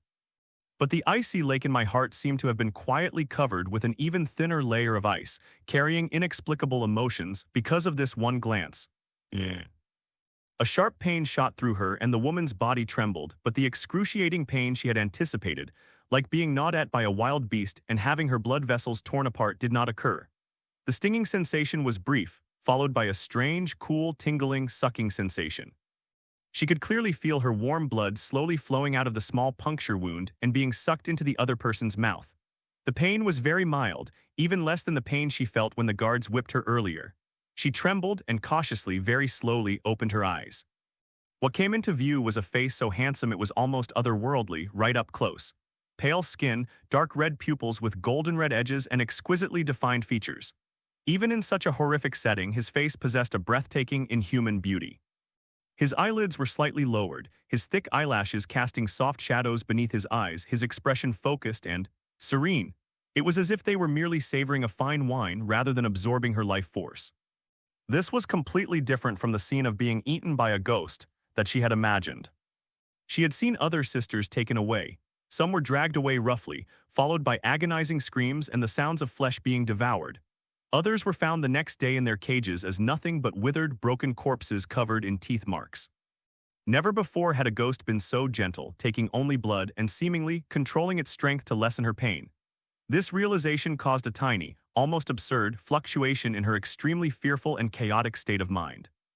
She gazed at that otherworldly, handsome face so close to hers, feeling the gentle, even strangely cool, sucking sensation on her arm. An indescribable feeling, a mixture of fear, bewilderment, and a subtle, incomprehensible sense of unease, quietly began to grow within her. Was it because he was too handsome? Or was it because He didn't treat her roughly like other monsters, she didn't know. All she knew was that in this cold, desperate dungeon, at the moment she was being devoured as food, she actually sensed a strange feeling from the cannibal before her. This feeling was too absurd, too unreal, yet it made her thoughts, which had almost stopped due to extreme fear, begin to slowly and uncontrollably turn again. Naraku was indeed in control, but not out of pity. Rather, it was out of an almost instinctive consideration of efficiency and taste. While it may feel good to tear into food roughly, it easily wastes the essence of the food and also makes yourself dirty. This relatively gentle method of bloodsucking is more effective at absorbing life energy and is more in line with his current self-perception of being superior. The woman's blood tasted good and the quality of her essence was acceptable to him. Soon, he felt a sense of fullness. The newly formed ghost body seemed to have a lower need for feeding than expected, perhaps because the drop of Ghost King's blood was of exceptionally high quality, or perhaps due to its own unique characteristics. It stopped sucking, leaving only a hole in its arm where blood was slowly seeping out. He looked up and released the woman's wrist. The woman seemed to have lost all her strength, collapsing to the ground with her arms hanging limply at her sides, but the pain from the wound was almost negligible. Still shaken, she stared blankly at the ghost who had just sucked her blood. Naraku stood up and casually wiped away a barely perceptible trace of blood from the corner of his mouth with his fingertip. He turned his head to look at Daki, who stood silently in the shadows outside the cage, his tone flat, as if evaluating an object. "She's not bad. From now on she'll be my reserve food." These words reached the woman on the ground's ears clearly. The words reserve food were like icicles, instantly piercing her absurd thoughts. Sure enough, she was still food, just reserved. That faint sense of unease was overwhelmed by a deeper despair and coldness. Outside the cage, when Daki heard Naraku's words, her dark red pupils contracted almost imperceptibly. A very subtle, almost instinctive sense of unease arose in her heart without warning. Watching Naraku so naturally choose a beautiful woman as his exclusive food, watching him declare ownership in that calm yet unquestionable tone, watching him calmly and intently consume the woman's blood even with a hint of satisfaction. Why do I feel uncomfortable? Was it because of the woman's appearance, or because Naraku's attitude towards food seems to carry a hint of personal preference and differential treatment? The feeling was strange, unfamiliar, mixed with a bittersweet sensation that she herself couldn't quite grasp, something akin to being offended. Or perhaps it's something more subtle, something she herself is unwilling to admit. A concern. She paused for a few seconds before slowly speaking, her voice colder than usual, devoid of emotion. "As you wish, I will give the order." She didn't look at the limp woman in the cage again, nor at Naraku. She simply turned and walked towards the dungeon exit first. His back, illuminated by the dim yellow oil lamplight, appeared exceptionally straight, yet it also exuded an inexplicable, unapproachable chill. Naraku seemed oblivious to Daki's subtle emotional shift. He glanced one last time at the pale-faced woman on the ground, whose eyes had once again become empty and desperate, then said nothing more and turned to follow Daki. The heavy iron bars behind him were pulled back shut and locked by an invisible ribbon of blood. The dungeon returned to a stifling silence, broken only by the prisoner's faint sobs and breathing and the crackling of the oil lamps. The woman who had been reserved was curled up on the ground. The small wound on her arm had stopped bleeding, but she felt a sharp pain, as if something cold had pierced her deeper than the wound.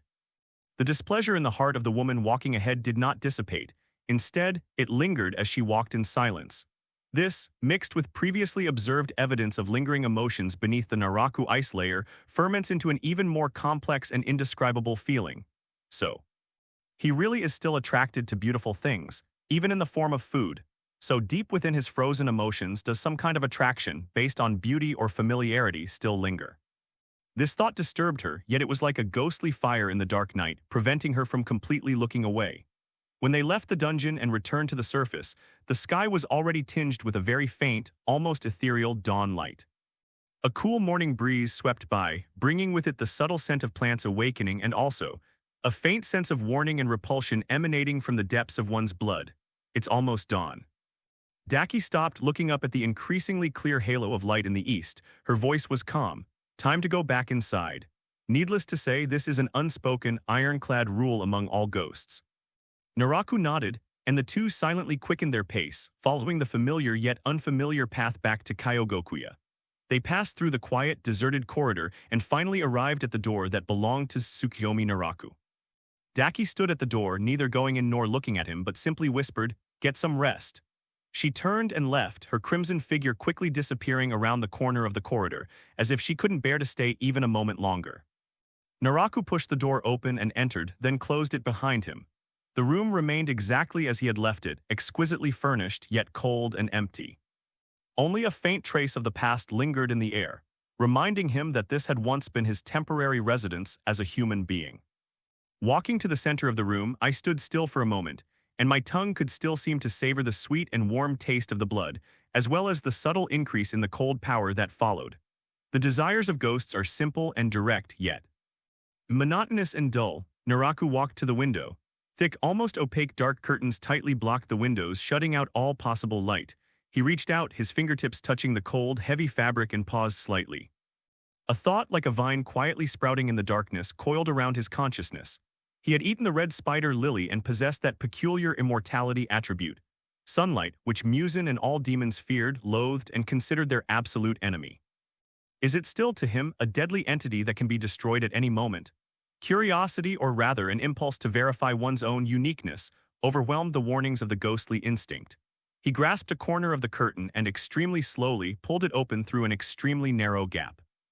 A ray of golden, dazzling morning sunlight like a sharp blade instantly pierced the deep darkness of the room, shining straight in and casting a bright, blinding spot of light on the floor. Naraku looked down at his hands hanging at his sides. He slowly, with a hint of caution, extended the index finger of his left hand toward the edge of the sunspot. Just as my fingertips were about to touch the light, a feeling of disgust and repulsion, almost instinctive and emanating from the depths of my blood and at the cellular level, suddenly arose. The warm golden light seemed like a scorching branding iron or corrosive venom. He could clearly feel that the blood flow under his skin seemed to have become stagnant and restless. But that's all. The anticipated scene of scorched flesh, billowing black smoke, and excruciating pain did not occur. When his fingertips actually entered the light, he felt a continuous, clear burning sensation, like placing his fingers in slightly warm water, uncomfortable but far from painful. My skin is slightly red and has a tingling, slightly burning sensation, but it's far from being harmful. A certain force in the sunlight was indeed fighting against and dissolving the demonic energy within him, but the intensity of this struggle was much weaker than he had anticipated. Is it because of the protection of the immortal attribute? Or is it some unknown change brought about by the red spider lily? Naraku did not retract his finger. Instead, he maintained that posture, allowing the sunlight to continue shining on his index finger. The burning sensation remained and the discomfort persisted, but as time passed, he gradually felt that his body seemed to be adapting. Or rather, it was the tenacious vitality brought by the immortality attribute that quietly gained the upper hand in the struggle against sunlight. The burning sensation hadn't disappeared, but the intense, instinctive repulsion and fear seemed to be slowly fading, becoming bearable. This discovery stirred, for the first time, a genuine surge of excitement and ambition within the cold depths of his heart. He was no longer satisfied with just one finger. He pulled hard and completely yanked open the heavy curtains of the entire window. Splash, the bright but not scorching morning sunlight, like a cascading golden waterfall, instantly filled most of the room, dispelling all the shadows in the corners and completely enveloping Naraku's entire figure. Well, an even stronger, overwhelming heat and a feeling of rejection like a tidal wave suddenly surged through my body. This time it wasn't just discomfort on the surface of the skin. It felt as if the demonic blood within was boiling, screaming, and fiercely fighting against the omnipresent power of light. His skin became noticeably paler, even showing an unnatural bluish-gray tinge, with veins bulging slightly beneath the skin. A strong sense of dizziness and weakness assaulted his consciousness, as if he were being roasted by invisible flames. But he did not back down, nor did he dodge. He gritted his teeth, forcibly suppressing the instinctive urge to immediately escape back into the shadows. Like the most stubborn reef, it stands tall amidst the torrent of sunlight. Sweat seeped from his forehead, instantly evaporating in the sunlight. Time slowly passed in the struggle. 1 minute, 2 minutes, 5 minutes. The initial intense burning and weakness after reaching a peak did not continue to intensify. Instead, it began to recede extremely slowly. The body seems to be adjusting the flow and distribution of internal energy at an astonishing pace to adapt, to counteract, and even to try to digest this ubiquitous pressure of light. The immortal attribute's trait and undying will allows the body to seek breakthroughs and adapt in dire circumstances. It seems to have played some subtle role at this time. Sunlight no longer seems like purely destructive energy, but rather more like a high-intensity, stimulating environmental stressor. 10 minutes later, although her skin was still pale, the internal energy struggle persisted. However, the deadly threat that would have instantly driven an ordinary ghost to the brink of collapse has diminished to a level that can be endured through sheer willpower. The discomfort persists, but it is no longer unbearable pain. Naraku slowly lowered his head, spread out his hands, and carefully examined them in the sunlight. The slender fingers gleamed with a cool, jade-like luster under the golden light. The skin was intact, without scorch marks or cracks, only a slight tightness from prolonged exposure to an uncomfortable environment. "This is it," he murmured to himself, his voice unusually clear in the empty, sunlit room, carrying a cold, almost trembling pleasure. "The starting point of perfect life, sunshine is no longer a dead end. Rather, it is a threshold that can be crossed and even potentially exploited." This realization, like the most potent stimulant, was injected into his cold blood. He looked at his hands bathed in sunlight, and the golden-red edges of his eyes seemed to brighten. What burned within them was no longer just arrogance and a desire to conquer, but also an almost fanatical, boundless yearning for possibilities. But soon, this fervor was suppressed by a deeper calm. Right now, we're still far from being truly perfect. Strength is what truly matters. He brought up the system panel and his gaze fell on the skill bar. Blood Demon Spell, Blood Satin Scythe Mastery, 999,999. The proficiency level has reached the pinnacle of mastery and cannot be improved even slightly. To break through to the next level, it is clearly not something that can be achieved simply by repeating exercises. It might require a deeper understanding, a more intense battle, or some special opportunity. Naraku turned his attention to another skill. Exclusive Blood Demon Art, Golden Pattern Undying Battle Body Beginner 5100. A faint yet distinct surge of energy emanated from the depths of his heart. It was as if something had been awakened. Immediately afterwards, beneath the skin, it seemed as if dark golden molten lava began to flow, quickly outlining complex and mysterious patterns. It spread from his chest, around his heart, along his neck, shoulders, arms, waist, and legs, wandering and intertwining like a living thing. Finally, a very thin yet clearly visible layer of dark gold energy patterns, like the most exquisite tattoo, appeared on the surface of his pale skin, shimmering with a mysterious and majestic luster in the sunlight. At the same time, a gentle yet powerful force surged from the patterns and flowed throughout his body. Strength, speed, stamina, defense, energy, regeneration. All attributes have been significantly enhanced at this moment. That feeling of fullness and exhilaration even temporarily overshadowed the persistent discomfort brought by the sunlight. Exclusive Blood Demon Art, Golden Pattern Undying Battle Body Current Level. Beginner Proficiency +15, Proficiency +15, Proficiency +15. System notifications kept popping up, and the magnitude and speed of the increase in proficiency surprised even Naraku. So fast. He had previously practiced the Blood Satin Scythe, spending a considerable amount of time and repeated practice from mastering it to getting to the basics and then becoming proficient. And this golden patterned battle body, with its proficiency soaring on its very first practice session. Is it because it's a perfect match meant to be used effortlessly? Or, his gaze involuntarily fell once again on the sunlight filling the room. A guess took shape in my mind. Maintaining the golden pattern, he simultaneously focused on sensing Daki's presence. With his current strength and keen perception of energy, he could easily detect and conceal himself before she gets close. Naraku stopped maintaining the golden markings, then took a few steps back, completely leaving the area directly in the sunlight, and returned to a shady corner of the room where the sunlight did not reach.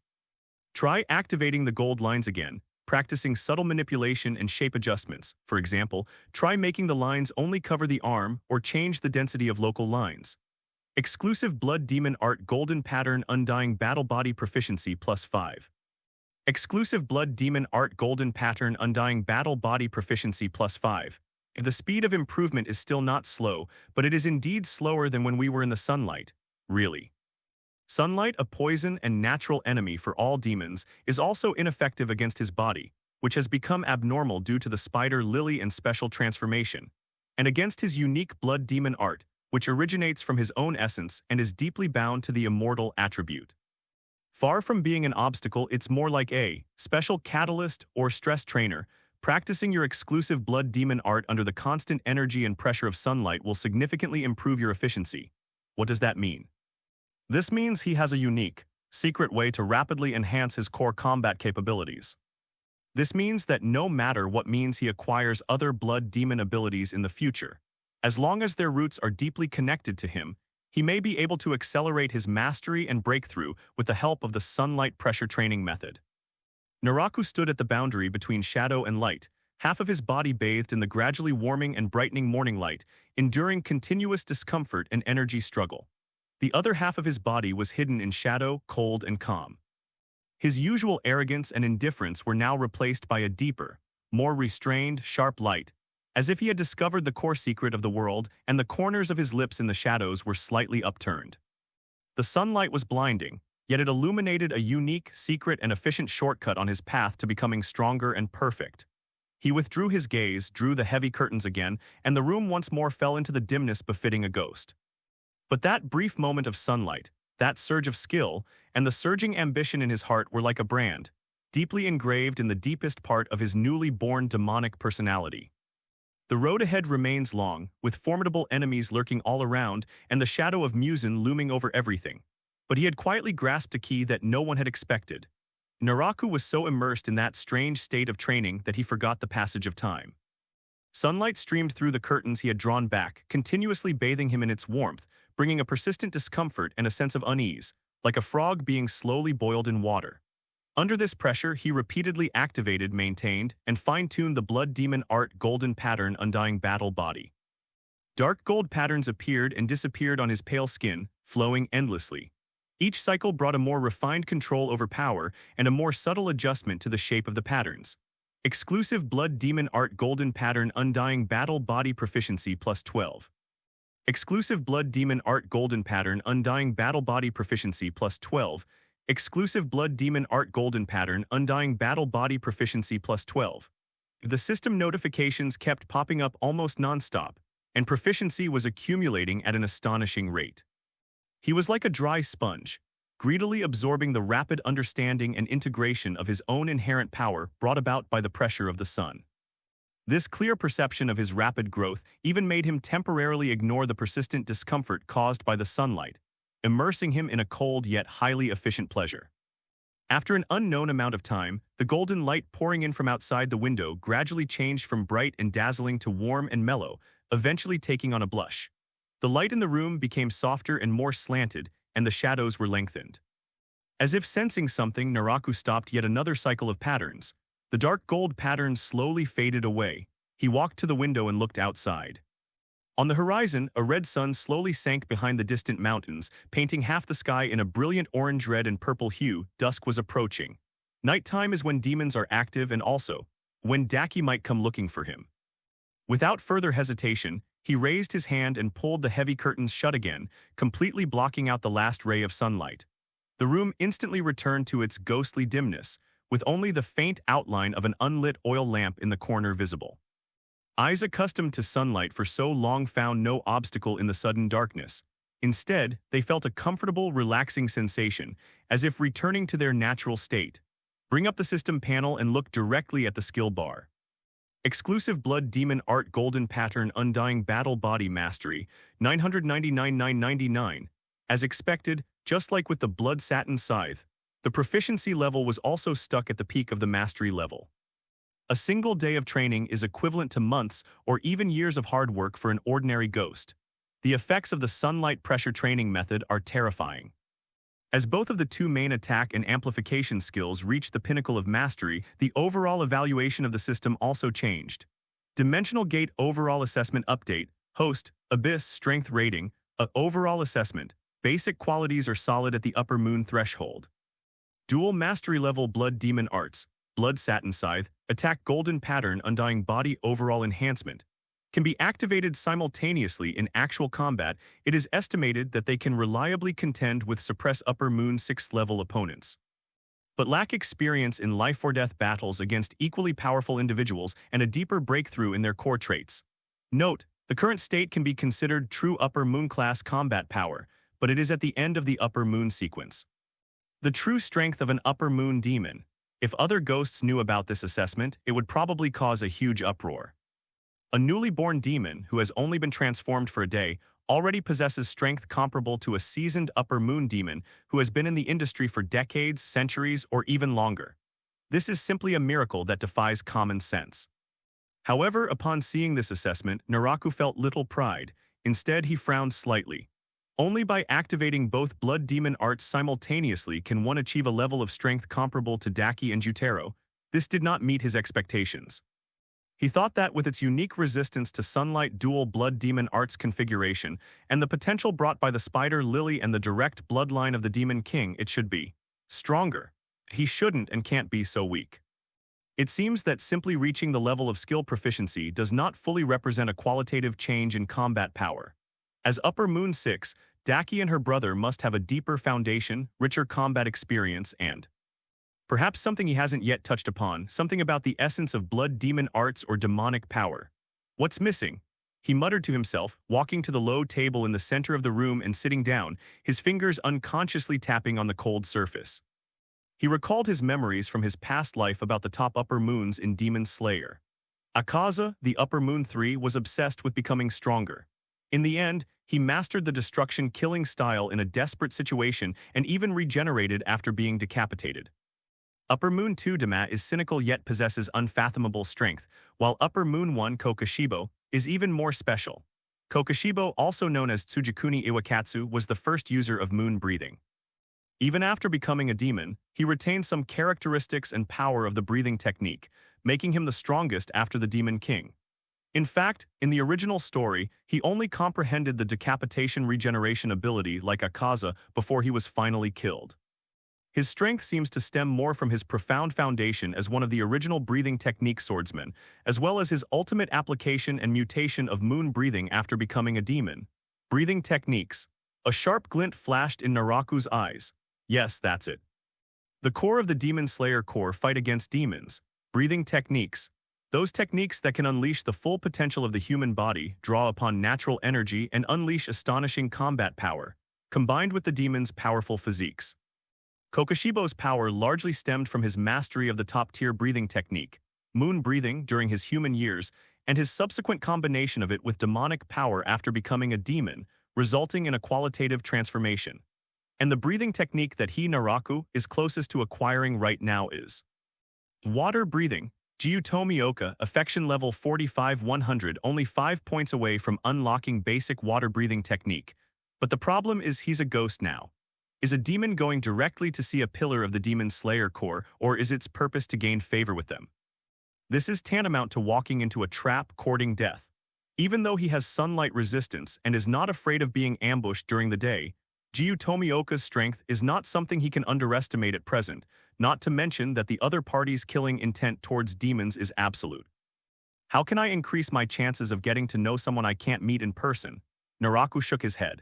Improving one's favorability, especially towards a pillar-level figure like Gyutomioka who is resolute and principled, cannot be achieved simply through information exchange or the exchange of benefits. What's needed is a deeper level of identification, resonance, or a special intersection. Without ever meeting, trying to make a demon slayer pillar develop feelings for a demon out of thin air is as difficult as climbing to the heavens. He was at a loss for what to do. It seemed to have become a dead end.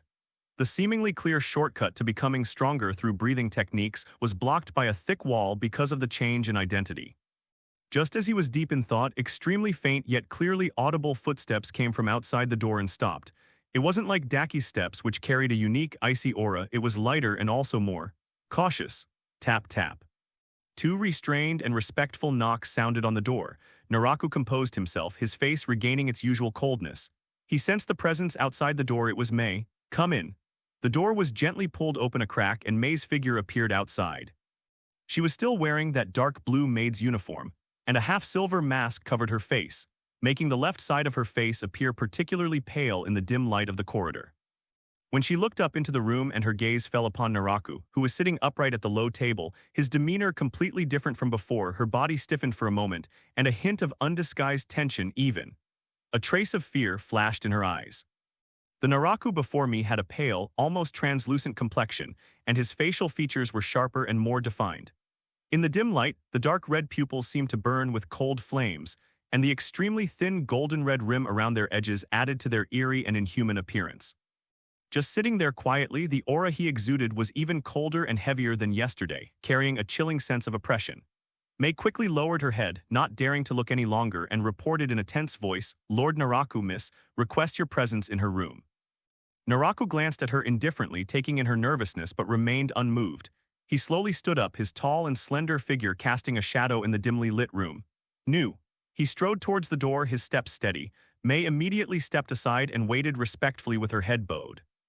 When Naraku passed by her, the chilling aura emanating from that powerful upper moon demon made May instinctively hold her breath.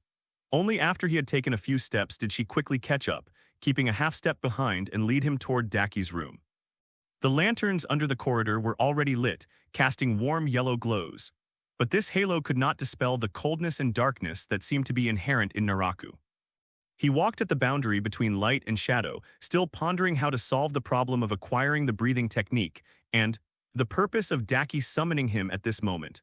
Naraku followed May to the courtyard where Daki's room was located.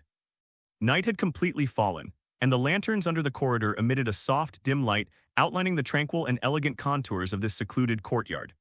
A faint, cool fragrance belonging to the princess floated in the air, mixed with the sweet scent of night-blooming jasmine in the courtyard. He stopped in front of the tightly closed paper door. Given his current temperament, he should have simply pushed the door open and entered. A strong person doesn't need to maintain excessive courtesy towards anyone, not even a fellow upper moon demon like Daki. But for some reason, just as he reached out and was about to touch the door, his fingertips paused slightly. An extremely subtle thought, almost completely covered by ice, quietly rose to the surface like a bubble in deep water. Knock on the door. The thought came abruptly, without any reason, and was even out of step with his current cold and arrogant state of mind. But his hand had already followed this thought, bending his knuckles and gently knocking 3 times on the smooth paper door. Tap, tap, tap. The rhythm was steady, the intensity moderate, and it even carried a hint of a kind of habitual restraint from the past that he himself was unaware of. There was a moment of silence inside the door before Daki's voice came through, sounding colder and more tense than usual. Come in. Naraku pushed open the paper door. Inside the room, the whale oil lamps emitted a warm yellow light, enveloping everything in a soft halo. Instead of lounging lazily on the tatami mat or by the window as usual, Daki sat upright at a low table with a pot of tea and 2 teacups in front of her. Tonight, she changed into an elegant light purple kimono. Her clothes were embroidered with fine silver thread patterns, and her long hair was loosely tied up, secured with a simple white jade hairpin. The crimson floral pattern on her left cheek remained alluring under the light, but her expression was unusually calm, almost deliberately so. She raised her eyelids and her gaze fell on Naraku, who had walked in. The gaze was complex. It first swept quickly over him as if trying to confirm something. Her gaze then lingered on his face, especially on his dark red pupils, the edges of which gleamed with a cold, golden-red flame. Something was churning deep within her eyes, but she forcibly suppressed it. Naraku walked straight to the low table and sat down opposite her. The movements were natural, carrying an air of composure that belonged to the strong. He didn't speak immediately, but calmly returned Daki's scrutiny with his usual cold indifference. The two stared at each other for a few seconds, the air seemingly frozen, with only the faint crackling of the burning wick. Daki's lips moved as if she wanted to say something, but she swallowed it back. She picked up the teacup in front of her but didn't drink it. Instead, she gently stroked the warm rim of the cup with her fingertips. "You," she finally spoke, her voice a little hoarse, paused, and then continued. "How are you feeling?" Naraku raised an eyebrow, seemingly puzzled by the vague question. "Feel," he repeated himself, his tone flat, abundant power, keen senses, far exceeding the frailty of a human body. "Is there a problem, Princess Warabi?" He still used the name Willow Princess naturally, as if it were just an ordinary code name. Upon hearing this address, Daki's body trembled almost imperceptibly. She put down her teacup, lowered her gaze, and stared at the grain of the wood on the low tabletop, as if there was something there that was extremely attractive to her. Silence spread again, this time heavier than ever. After a long while, she finally raised her head again. This time her gaze went straight into Naraku's eyes, which were filled with indescribable complex emotions, inquiry, struggle, hope, which ultimately transformed into a kind of almost desperate seriousness.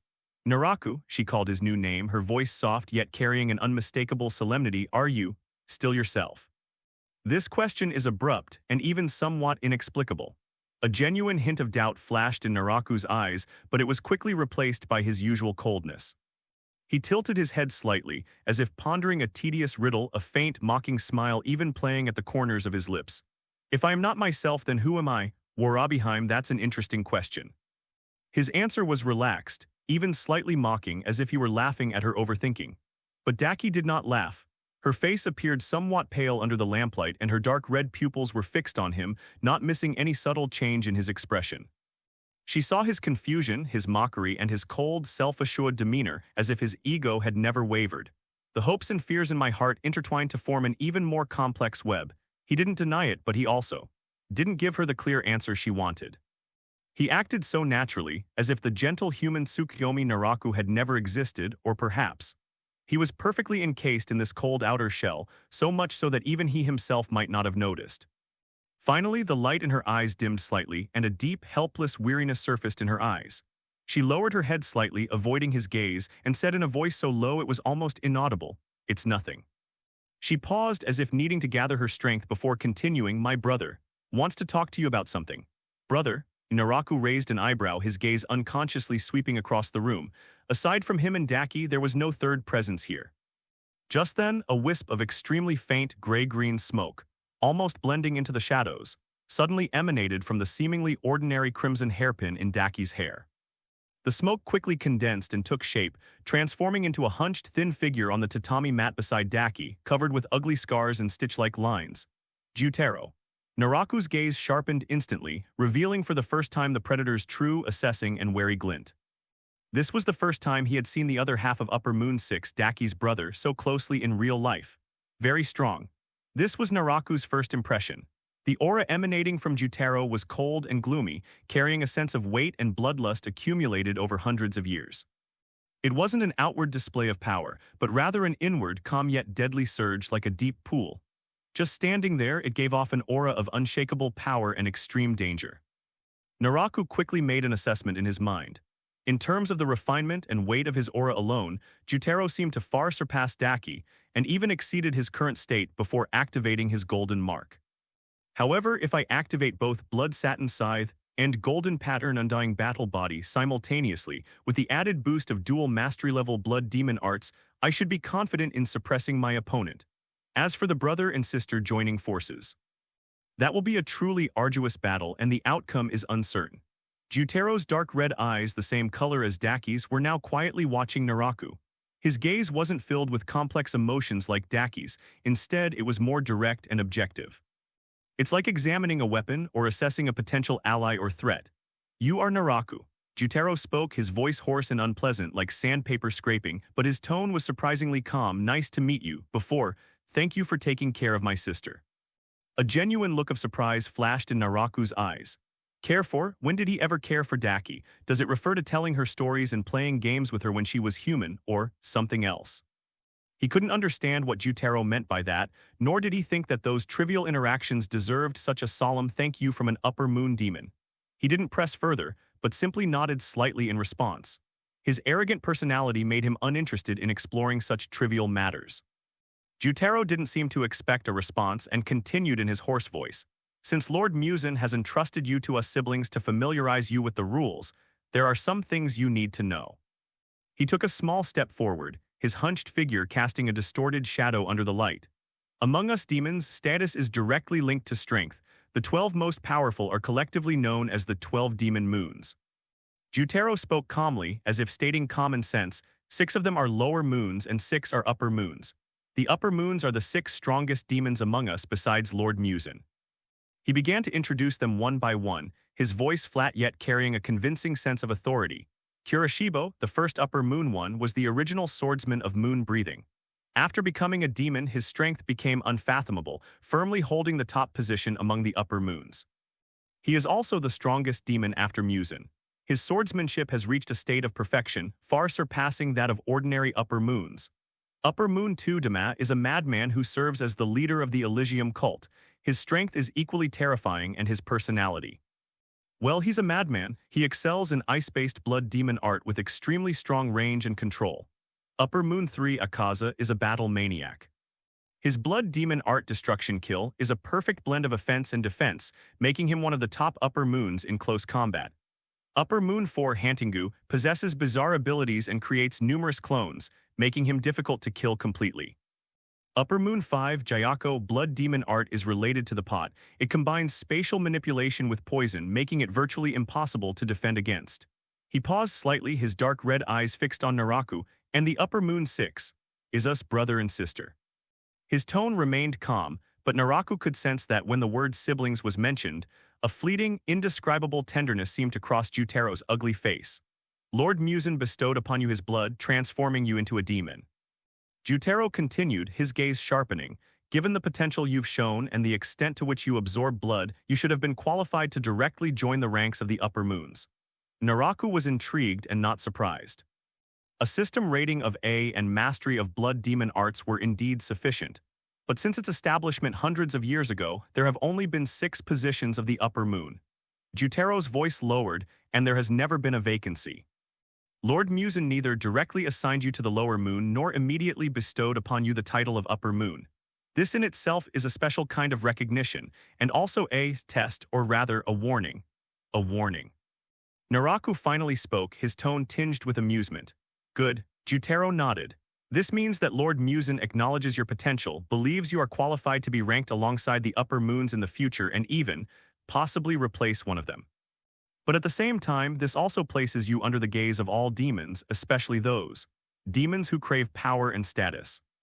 His ugly face appeared even more sinister under the light. Among the upper moons, some might be interested in you or wary or hostile, but due to the rules, they can't directly attack you unless you initiate a switcheroo battle. However, the lower moons are different. Jutero's dark red eyes were fixed on Naraku. The lower moon ranks aren't fixed, they change from time to time. Those at the top of the lower moon ranks, especially lower moon 1, all covet the upper moon position. And you, a new demon treated specially by Lord Musen, with immense potential yet without an official title, are to them perfect. Prey. Devouring you might give them the strength to break through their bottlenecks and challenge the upper moons. Daki added softly from the side, her gaze fixed worriedly on Naraku, her fingers unconsciously tightening around her sleeves. Upon hearing this, Naraku showed no fear whatsoever. Instead, a more pronounced, arrogant, and disdainful smile slowly curved his face. He leaned back slightly against the wall behind him, his posture relaxed, but his eyes were as cold as knives. Oh, he drawled, his tone filled with undisguised contempt. So what, you want to kill me? With those lower moons, his voice wasn't loud, but it carried an air of arrogant confidence and indifference, as if he were talking not of a formidable enemy who might threaten his life, but of a swarm of annoying buzzing mosquitoes. Jutero watched his arrogant demeanor, his ugly face remaining expressionless but deep within his dark red pupils a barely perceptible hint of approval seemed to flash, or rather it's a certain understanding of this attitude. It seems you're ready. Jutero said hoarsely, in that case you also need to know that among us demons, besides devouring humans and honing our skills, there is another way to become stronger even faster. He paused, then said word by word. Change, position, blood, battle. A glint flashed in Naraku's eyes, and he leaned forward slightly, revealing genuine interest. Demons ranked lower in rank can initiate a positional bloodbath against any official member of the 12 demon moons who is ranked higher than them.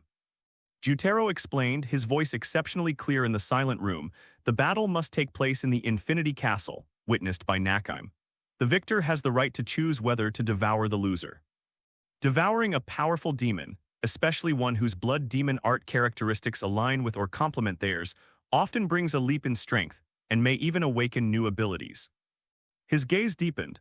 Back then, Dama achieved his terrifying strength, second only to Kokoshibo, by repeatedly initiating and winning the blood war of exchange and devouring several powerful demons. Naraku tapped his fingers lightly on his knee, and the arrogance in his eyes was gradually replaced by a deeper, more intense light called ambition. Devour, get stronger, shortcut.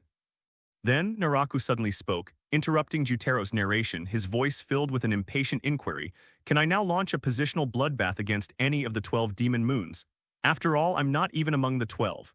Upon hearing this, Jutero was visibly taken aback. He clearly hadn't expected Naraku to grasp this crucial point so directly and so quickly, and to appear so eager to try. Yes, Jutero nodded slowly, confirming, according to the rules it's permissible. I can challenge anyone I want. Naraku pressed, his excitement barely concealed. Theoretically, yes, Jutero answered cautiously, but the stronger the opponent, the greater the risk. Moreover, once initiated, it cannot be withdrawn until one side is completely defeated or until Musen-sama stops it. Naraku nodded, seemingly not taking the word risk to heart at all. He narrowed his eyes slightly as if selecting prey and after a moment asked clearly and calmly, that's quite a nice custom, so now who is the strongest lower moon? After the question was asked, the room fell into a brief, deathly silence. Daki suddenly raised her head and looked at Naraku, her eyes filled with disbelief and deeper worry. Naraku, you want to challenge Lower Moon 1 directly, isn't that too risky? Her voice was urgent. How about starting with Lower Moon 1 first, or sister? Jutero calmly interrupted her, but his gaze remained fixed on Naraku. His dark red pupils now clearly reflected Naraku's cold, arrogant face, which seemed to burn with some kind of pure flame. He silently scrutinized Naraku for a few seconds, seemingly reassessing the essence of this newly born demon. Then he spoke slowly in an almost factual tone, with your strength. An ordinary lower moon wouldn't be able to defeat you. This statement is both an answer to Naraku's question and a tacit endorsement. Naraku's smile widened slightly, as if he was quite satisfied with the answer. Then he leaned forward, his gaze fixed intently on Jutero. Where is he, Lower Moon 1? Jutero met his gaze and after a moment slowly shook his head. You don't need to go find him yourself. Since Lord Musen has ordered us to familiarize you with the rules, then, according to the protocol, we will act as your introducers. Contact Lady Nakaim and report your intention to challenge Lord Musen. After that, all arrangements, including the time and place of the battle, will be decided by Lord Musen and Lady Nakaim. He paused, then added, the battles usually take place in the Infinity Castle, a different dimension controlled by Nakaim-sama's blood demon art. It's also the only place where the shifting blood wars have ever taken place. At that time, all the upper moons and even Musen himself may be able to witness it. A subtle, underlying meaning crept into his voice. This is both a test and a showcase. If your performance is outstanding enough, demonstrating value commensurate with your potential, perhaps, you'll gain more favor with that esteemed figure. Naraku understood the meaning behind those words. This was not just a battle for ranking, but also a stage show to prove his qualifications in front of Musen and all the upper moons. If you perform well, your future is bright. If you perform poorly, or even if you win but it's not spectacular enough, you'll probably fail to catch the eye of that picky ghost king. He slowly stood up, his tall figure casting a long shadow under the light. He looked down at Daki, who was still sitting at the low table, and at Jutero, who stood beside her, his figure hunched over but his breath deep and heavy. Then, I'll have to trouble you. His voice returned to its usual coldness, but beneath that coldness it was as if magma was flowing. Please arrange it as soon as possible. After saying that, he didn't say anything more, turned around, opened the paper door and stepped out. His steps were steady and powerful, carrying an undisguised absolute confidence in the upcoming battle and his desire to become stronger, even anticipation. The paper door closed gently behind him. Only the brother and sister remained in the room. Daki stared blankly at the closed door, her face drained of color, her eyes filled with lingering worry and fear. Challenging Lower Moon 1, the Infinity Castle, Musen's gaze, all of this happened too fast, too dangerous. Brother, she said, her voice trembling as she looked at Jutero. Jutero walked up to her, extended his scarred, rough hand, and gently placed it on her shoulder. His gaze also fell towards the door, and deep within his dark red pupils there was no longer a simple scrutiny but rather a hint of complex contemplation. This was his choice, his special sister. Arrogance, coldness, and almost pure and greedy thirst for power. These are all very much like a demon. But, Jutero said hoarsely, his tone much softer than before, arrogance, coldness, and almost pure and greedy thirst for power. These are all very much like a demon. But. He paused, seemingly choosing his words carefully, but the look in his eyes when he asked, who is the strongest of the lower moons? And his reaction when he heard about the Battle of the Titans. There was more than just greed and arrogance in them, there was something deeper, an emotion that even he himself might not have fully understood. He turned to look at Daki, a difficult yet incredibly gentle smile appearing on his ugly face, perhaps. The him you're worried about is still there, just buried too deep, needing something intense enough to rekindle it. Daki looked up at her brother, the fear in her eyes not completely gone, but her deep worry was quietly infused with a fainter spark of hope by her brother's words. Infinite City. She repeated the name softly, as if it were a place of judgment both distant and imminent that would decide her fate. Outside the window the night was deep. A battle of reversal destined to shake parts of the demon world is quietly brewing. Naraku returned to his empty and desolate temporary room. The paper door closed behind her, separating the night outside from the faint, cool fragrance of Daki that lingered in the courtyard. There were no lights on inside, only the cold moonlight shone through the window panes, casting pale, bright spots on the floor. The cold arrogance that he presented to the outside world quietly peeled away when he was alone. But instead of confusion or vulnerability, there was a more intense, undisguised excitement and ambition. A bloody battle with shifting positions. He whispered, his voice hoarse and magnetic in the silent room like a viper hissing, devour, become stronger. Interesting, very interesting. His dark red pupils shone brightly in the dim light, the golden red flames around their edges flickering slightly, reflecting the turmoil in his heart. Challenging Lower Moon 1 is merely the first step in proving one's power. He could almost smell the blood he had imagined and feel the sweet surge of power that followed victory. Just as the corners of his mouth were uncontrollably turning upwards due to the burning anticipation in his heart, forming a cold arc, ding. The all-too-familiar system notification sound echoed deep within his mind. Naraku's eyes narrowed, but he wasn't too surprised. With his will, the semi-transparent virtual interface, emitting a soft glow and visible only to him, floated as promised directly in front of his line of sight. System notification. The system has detected that the host is about to participate in a battle of positional exchange, which meets the trigger conditions for the second main quest. Second main quest released, quest name, The Most Evil Demon. Mission objective Phase 1, challenge and defeat the current Lower Moon 1 and seize his rank. Quest reward, Chicken Jewel Fragment X1 mission status, accepted countdown synchronized with battle arrangements. Note: on the path to ultimate evil and supreme power, devouring and conquest are the eternal themes. Prove your worth by plundering the sustenance belonging to the strong. The Chicken Jewel, Fragments. Naraku raised an eyebrow slightly and murmured the name. An extremely strong sense of déjà vu and a strange connection instantly struck him. The Chicken Jewel, a key item in the world of Inuyasha. A miracle jewel formed by the fusion of the souls of the priestess Midori and countless demons during their battle. It can greatly amplify the holder's soul, strength, intelligence, and luck, with different results depending on whether the holder's mind is pure or evil. For monsters, it is an unparalleled treasure that breaks through the limits of their race, enabling them to leap to a higher level of life and even evolve to an unimaginable realm.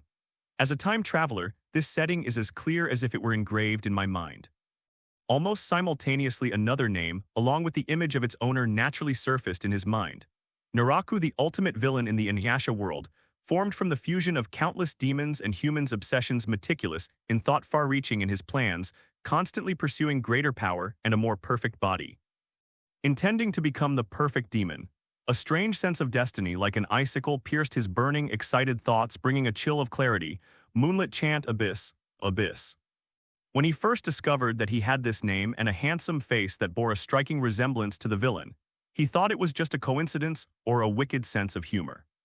However, at this moment, seeing the Chicken Jewel, an item so deeply intertwined with the fate of Naraku, appear as a quest reward, the sense of coincidence suddenly became heavy and meaningful.